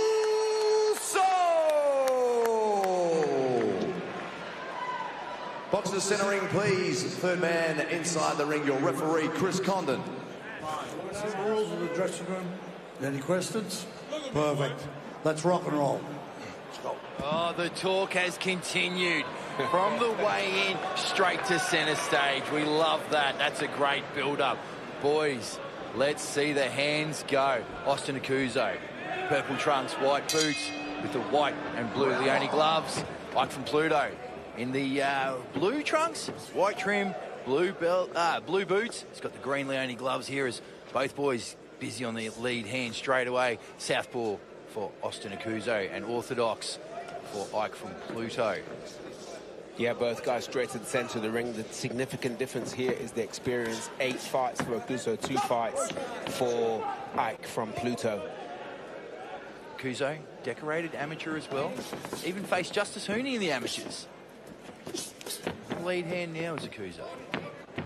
Yeah, Okuso's been 10 rounds before, so he knows how to pace himself in a fight, but this one might catch fire early with all the anguish and big words that's been going on. Composure shown already by Austin Okuso. He's taking his time, finding that range, using it well, and then having a second phase already in the first minute. He's finding holes in Ike from Pluto, who's still trying to push forward with that jab. Yeah, Ike looks like he's working off a little bit of nervous energy, you know, twitching. Maybe that's just his way to just get a reaction so he can counter punch, but Okuso cool, relaxed, shoulders already dipped. No twitching from him. And 6-3s, Ted, means fireworks. These boys got plenty in the tank. It does. I mean, they're both in the center. They want to control the center of the ring. It looks like they already want to catch fire already. That means entertainment for the crowd and everyone at home, live on DAZN. Ike from Pluto, bit of Dragon Ball Z on the back of his trunks. He's got all the characters. He's captured the imagination during this fight week. Wow, the prelims have been great. Building profiles, characters, lots of great stories. And this, our main event of the prelims before we go to the main card. Pay-per-view. Well, the good thing is Ike from Pluto didn't run. He came straight to the center of the ring and is trying to put up a good fight here. You can see that nervous energy just starting to come into play a little bit. He's still a little bit stiff. Yeah. He's breathing heavy, but Austin Okuso looking very composed. Works on the inside with that rear hand, the left hand. Southpaws having their right hand forward, orthodox with their left hand forward. The people playing at home, but Okuso at the moment very happy with himself in this opening round. Yeah, as far as facial expressions are concerned, Austin Okuso is probably the coolest guy in boxing. I mean, he just doesn't seem to ever get overawed with whatever he does. Yes, and this one means a lot to him as he goes to the body again with that rear hand, the left hand. He's finding a home for it, trying to find the liver there on the right-hand side of Ike from Pluto. The right hook coming now over the top of a lazy left hand there. Ike needs to get him back to the chin. Yeah, you don't want to put Austin Okuso in a position where he's counter-punching over your left hand if you're an orthodox fighter. Wow, laser accurate in this opening round. Look at that intensity from Okuso. He's dialed in, Ted. Yeah, 100%. He's really looking for them big shots already. Very exciting. Bit of back and forth from the beginning of the round and back and forth at the end of the first there from both fighters. Wow, good stuff. Ike opting not to take the stool. Yeah, you see the guys here pushing. Ike from Pluto trying to push the action. Austin Okuso taking it real easy and looking for the pot shots, working the body, working up the middle, counter punching over the top. Great work. Yeah, big show of skill there on display from Austin, mixing up his levels high and low, feinting in between combinations to stall the work of his opponent. Smart stuff, classy boxing.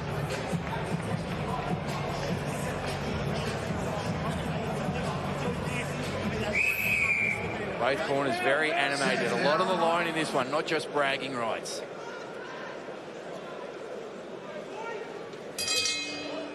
Want to perform on the big stage. This round number 2, the first one. Blazing start. The second starts the same. The boys happy to let their hands go. Okuso fading back, finding a home for that left hand, straight down the pipe. Pressing forward is Ike from Pluto.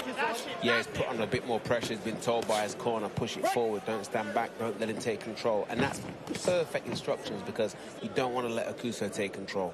No, I'd love to see Ike just to start aiming at the chest a little bit to slow down the movement of Okuso. His torso upstairs moves a lot, but just enough to stay out of range, and then he fires back very quickly in between combinations. Yeah, we're already seeing the typical southpaw orthodox foot dance, which means a left-handed fighter with his right hand forward and a right-handed fighter with left hand forward always battle with the foot, with the feet. But these guys just getting in the clinch now, trying to do something that's going to hurt the other. Austin seems like he's a little bit more comfortable at range and in close at the moment. Ike going to have to find an answer because at the moment Austin Okuso is gaining momentum. He's looking confident. And his hands, they're counting when they let go. Yeah, the key is Ike is very tense, so every time he throws a punch, Okuso can see it. Akuso is punching from a relaxed state, so it looks it just flows a bit better. He's throwing in bunches. He's finding second phases, holds. He's very comfortable at the moment. He's Austin Sugar-Free Akuso. Philly shell when he's in close. He uses it well. They see that a lot at shape-up boxing. You like that Philly shell, Rob? They do at shape-up. They love it.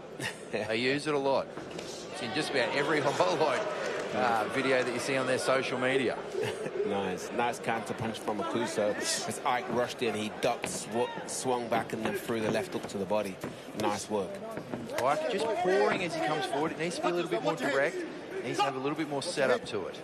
Yeah, so here's what Ike's trying to do. Ike's trying to push and force the action and get Akuso to make mistakes, twitching and very tense.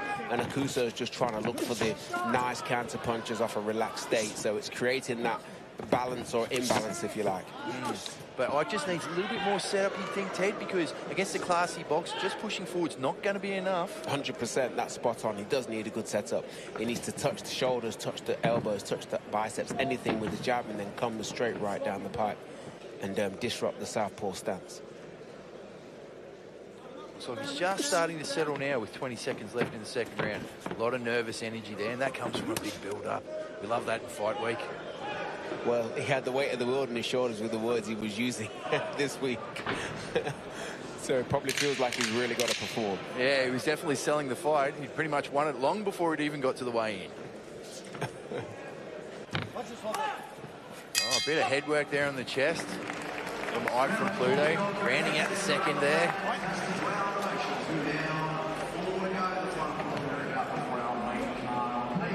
4 rounds to go.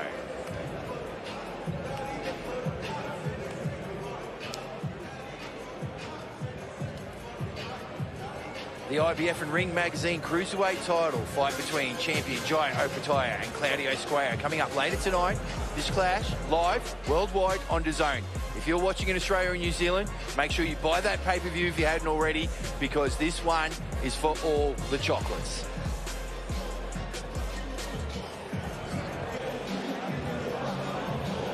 What do you want to see from Ike in this third? I want to see him settle down a little bit. You know, he's been working off negative energy. Well, not negative, sorry, off very kind of tense energy. And when you're tense, as any combat sports professional or fighter knows, you can see everything coming, man. You can see it all coming. So just relax. You know, relax doesn't mean don't defend yourself. It just means drop your shoulders and flick the punches out without making them obvious. Yeah, absolutely. There hasn't been a real game plan as such from Ike. He's just been trying to throw something and make it stick. Well, Akuso's a good boxer, man. He's a hard boxer to set a game plan against. And a southpaw, even harder.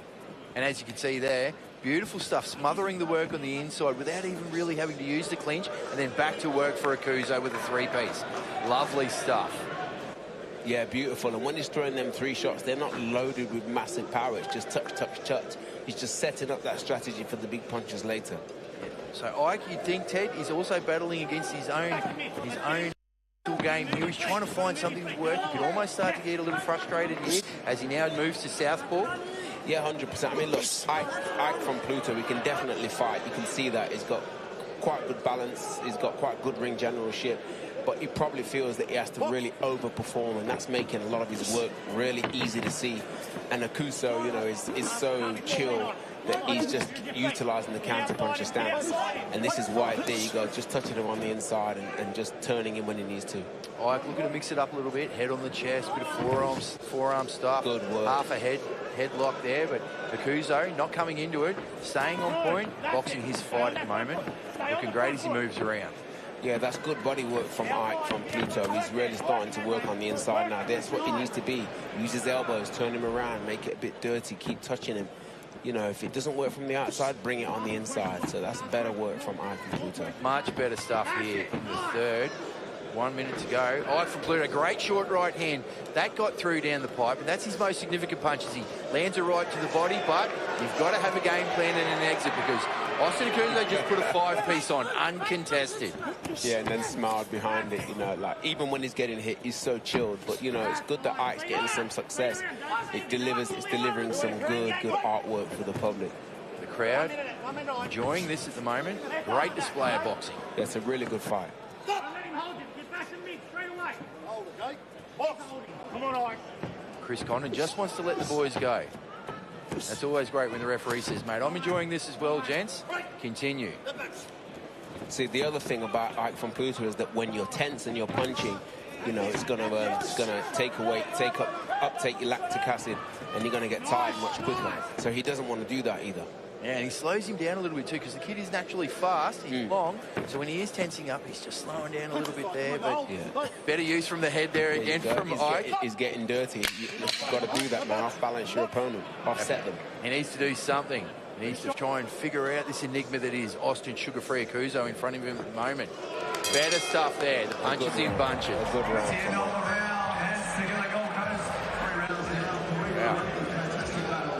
Good stuff, the crowd loving it.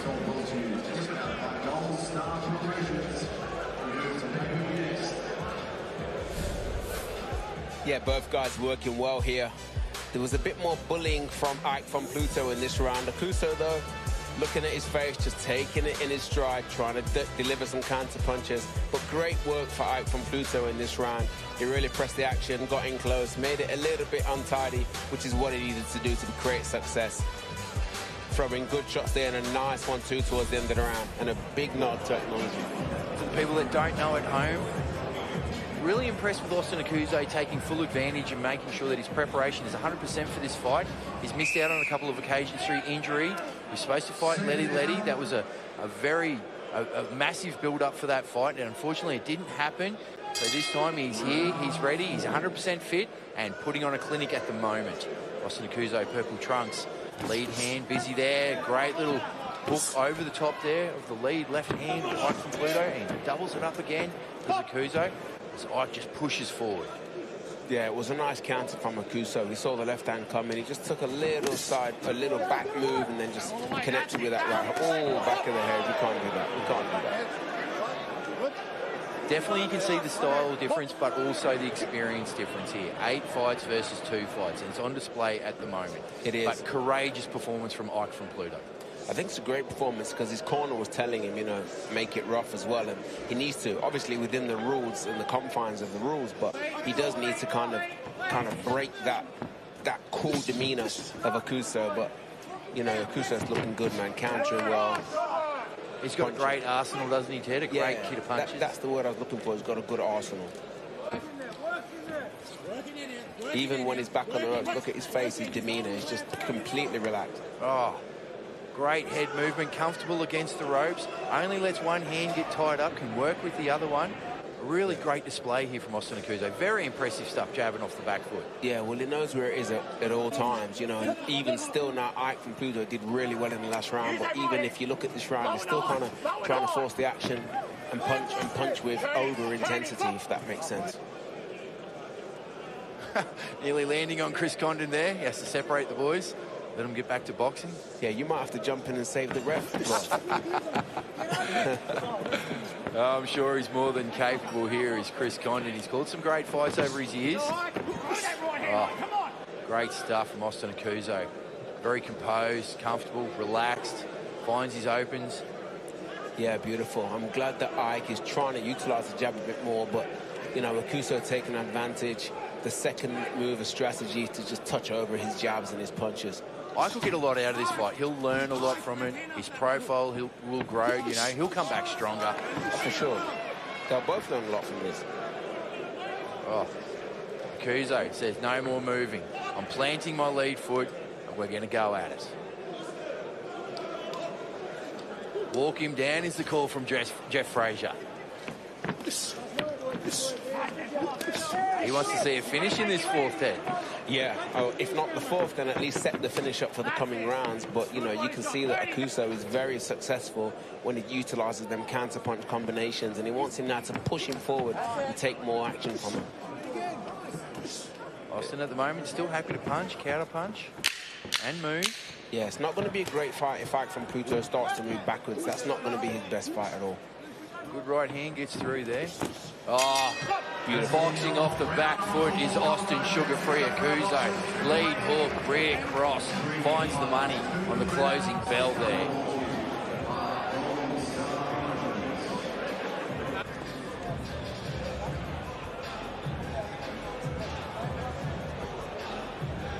Both corners very active here.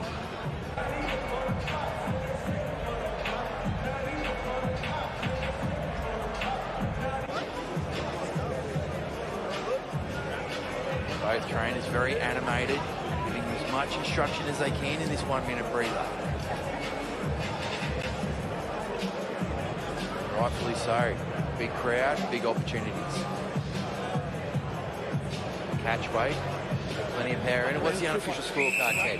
I've got it 3-1 for Austin Akuso. The third round that went to Ike was very close, but this fight is doing well at 39-37 unofficially. There you have it. Former IBO Cruiserweight Champion of the World. The unofficial scorecard. Centre stage here. That's better stuff from Ike. He's taking his time with his jab.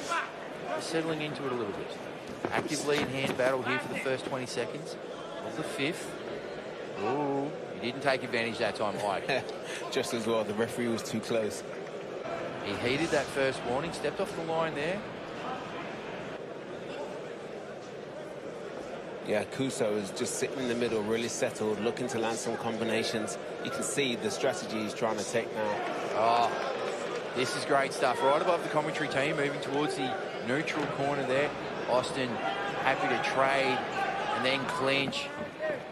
Back foot back to centre ring as he starts to work again, trying to edge Ike from Pluto either into. Oh, great short left hand comes through, and Ike from Pluto goes crashing to the canvas. That's the punch Jeff Frazier wanted. He wanted to walk him onto a big left hand. Ike frustrated in it. Austin stalking, Chris Condon checking to make sure he's available here. Lots of time left hand. Close. Yeah, he was his head hit the ground real hard. Referee's very close. Austin just pushing the action. That's not a knockdown. That was a trip. Chris Condon says the fight's still on. The fight's still on. Yeah, he's got to grab him. He's got to grab and hold him if he's got any chance of getting through this round. He can't stand back. This is better stuff from Akuso, picking his shots, not rushing. The lead rear hand coming through now, mixing up the levels high and low. This is how you unravel the tin that is Ike from Pluto. That's good work. Ike's just got to hold him and survive this round because that was a big, big knockdown. Desperation from Ike from Pluto as he winks at the commentary team. He gave us a wink. Can you believe that? I can. Yeah. Akuso's looking for the finish, going for the kill, working body head and long-range punches. Good measure there from Akuso. Taking his time, not gassing out. Still 45 seconds here. Momentum definitely his way at the moment. Ike from Pluto in survival mode. Still continuing to battle. But doing really well to hold, which is what he needs to do. Make it ugly. Don't worry about trying to box from distance. Jeff Frazier screaming for Austin to come forward, to finish him for that highlight reel. I think the finish could only be potentially one punch away. I think Austin just needs to pick his shots, not rush it. He's still got a round. There's 15 seconds in this. Keep boxing your own fight. But his corner, they want to see it. They want the crowd upstanding. Oh, right hand gets through from Ike from Pluto. Sugar Free shakes it off. Everyone starts to calm. That's a great round, Ted.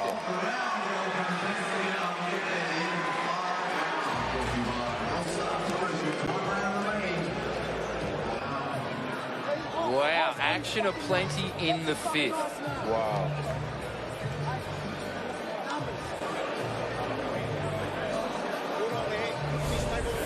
Look at this work, guys. Ike from Pluto did really well to survive. Austin Akuso is all the talk right now, though, man, because look at that left hand. Wow. That was clean as a whistle. And Ike just had to hang on, and he did well to hang on and make it a little bit ugly and just survive the round. That is some smart tactics. I'm sure Akuso wanted to finish that fight badly, but he's probably going to be happy to extend the punishment from all the bravado that he took earlier this week. That was a great round for Austin Akuso. Wow, this is the final round. That highlight reel was amazing. Austin Akuso, 3 jabs, and that set up that lead hand. He noticed the pattern off the 3 jabs. Beautiful assessment there from Austin Akuso. And straight down the pipe was the left hand. Yeah, good point. Do not repeat with a solid boxer counter puncher, because you'll just get timed out, and that's what happened. Oh, great stuff. Ringside, everyone on the edge of their seats. Anticipation. Yeah, Ike from Pluto looks tentative. You don't want to be retreating like that against Austin Akuso. He's got to somehow hold, get aggressive, make it into the end of the last round, make it like he did at the end of the last round. Just keep pushing. You want to see a big offense from him, don't you? Well, he has to. I think he has to. He has to fight the offensive and grab him when he's close, so that he doesn't get hit and counter-punch. Austin Akuso just happy to march forward at the moment. Not really cutting the ring off, just letting Ike run. Just fishing for something. Well, if you look right base. Yeah, see, what Austin's trying to do is create the right balance and distance control. When he does, then Ike from Pluto is going to be a sitting duck. He's got to hold him, get way out of range, or get it too close into range. Ike from Pluto had to triple jab his way out back to centre ring then, because Austin was cutting it off with the lead hand, cutting it off with the lead foot, and something big was about to happen. It was well noticed by Ike. He's still got his senses. Yeah, Akuso's just sitting in cruise control, man, looking for the right opportunity. You can just see he's waiting to deliver something. Oh, he's hunting. Great stuff. Yeah, Ike from Pluto still a little bit unsteady on his legs, but he's doing well to even get this far in this round number 6. Composure from Austin Akuso. Maturity beyond his years in only 8 fights in. That's a decorated amateur on display now in the pros. I think somebody needs to tell Akuso this is the last round, man. He's got to actually go for it, because time's are ticking and there's almost 1 minute left. That punch is going to make the social media highlight reels, and definitely the highlights here live on DAZN. 1 minute to go, just taking his time. Dismantling his man is Austin Akuso. Yeah, he's got to press the action. If Akuso wants to get more knockdowns and potentially the knockout, he's got to press the action right now. Happy to box along at the moment. But that makes for Ike to get his breath back, his wits back, and show some fire. He showed plenty of heart, man. You know, to get up from that knockdown and be where he is now, that shows a lot of heart. Oh, he loves using his head, just like from Pluto. Whatever it takes, Rob. Whatever it takes, yeah, you can't blame him for that. Akuso's got to press the action. That slowed the action, but fires back from the southpaw position as Ike from Pluto. The crowd loving this, 10 seconds to go. We might not see the finish that we want. That's a trip. That was a slip.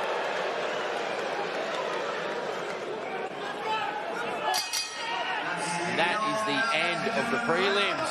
What a great fight before our main event card begins. Beautiful. I have it 59-54 unofficially in favour of Austin Akuso. Oh, great display from Austin Akuso. Everything you want to see, because after you've had an injury, after you've had a couple of setbacks, sometimes the fighters rush when they get in under the big lights. He took his time, picked his opponent apart. Scientific. It was a great dismantling of his man.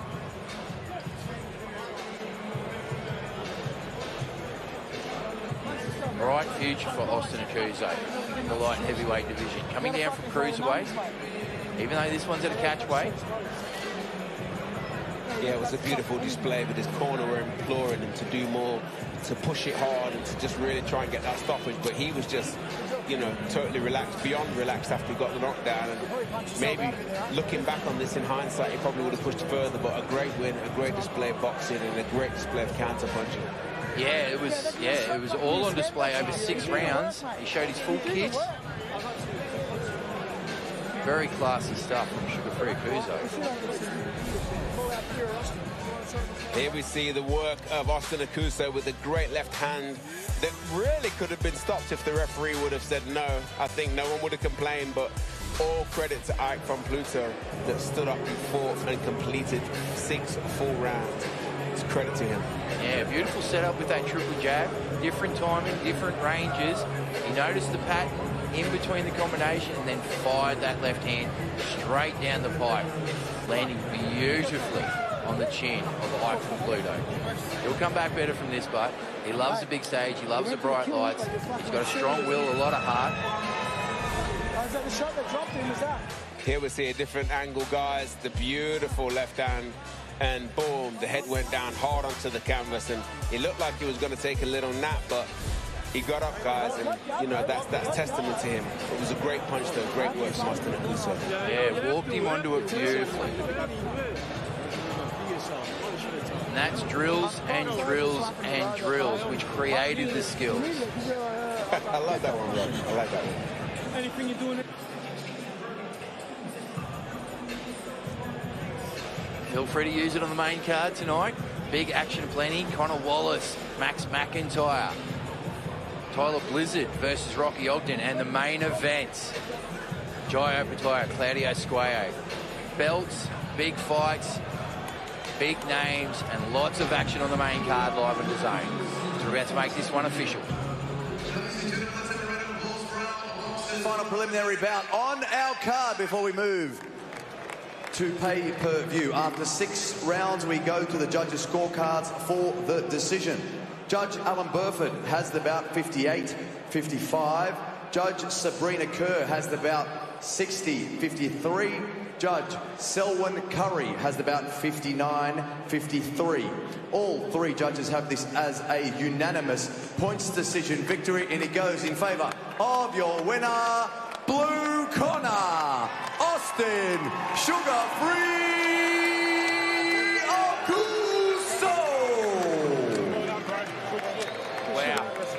Austin Sugar-Free Akuso finalising the prelims. A lot of respect there between the 2 fighters. Classy display. An Australian title from Mariah Turner just before that. A great undercard here, but about to move into the main card live. The pay-per-view on DAZN.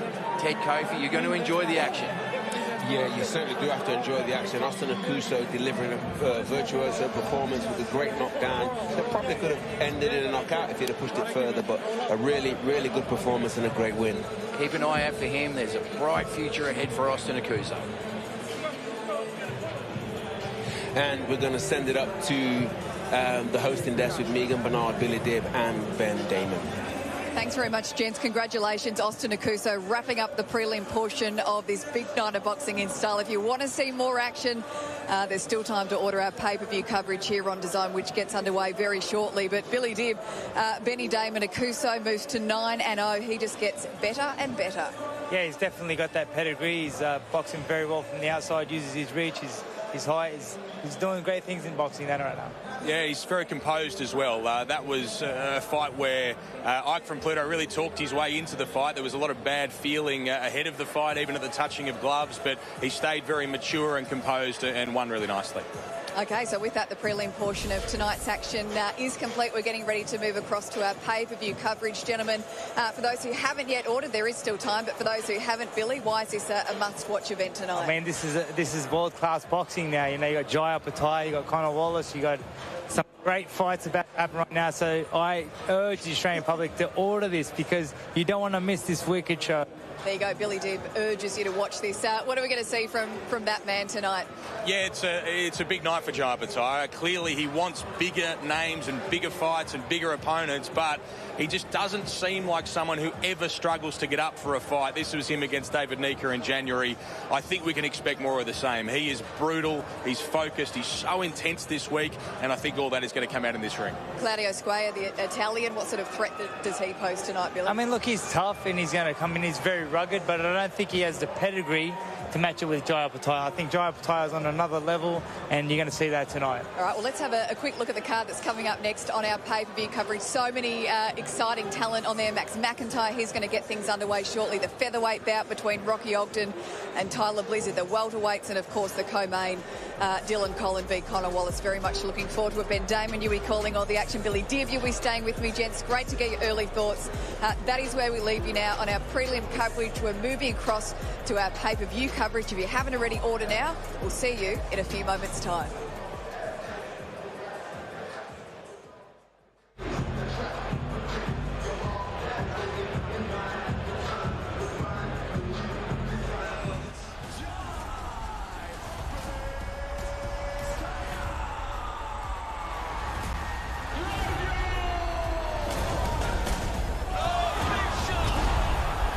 Opetaia versus Squeo, June 8th. Buy now at DAZN.com/boxing.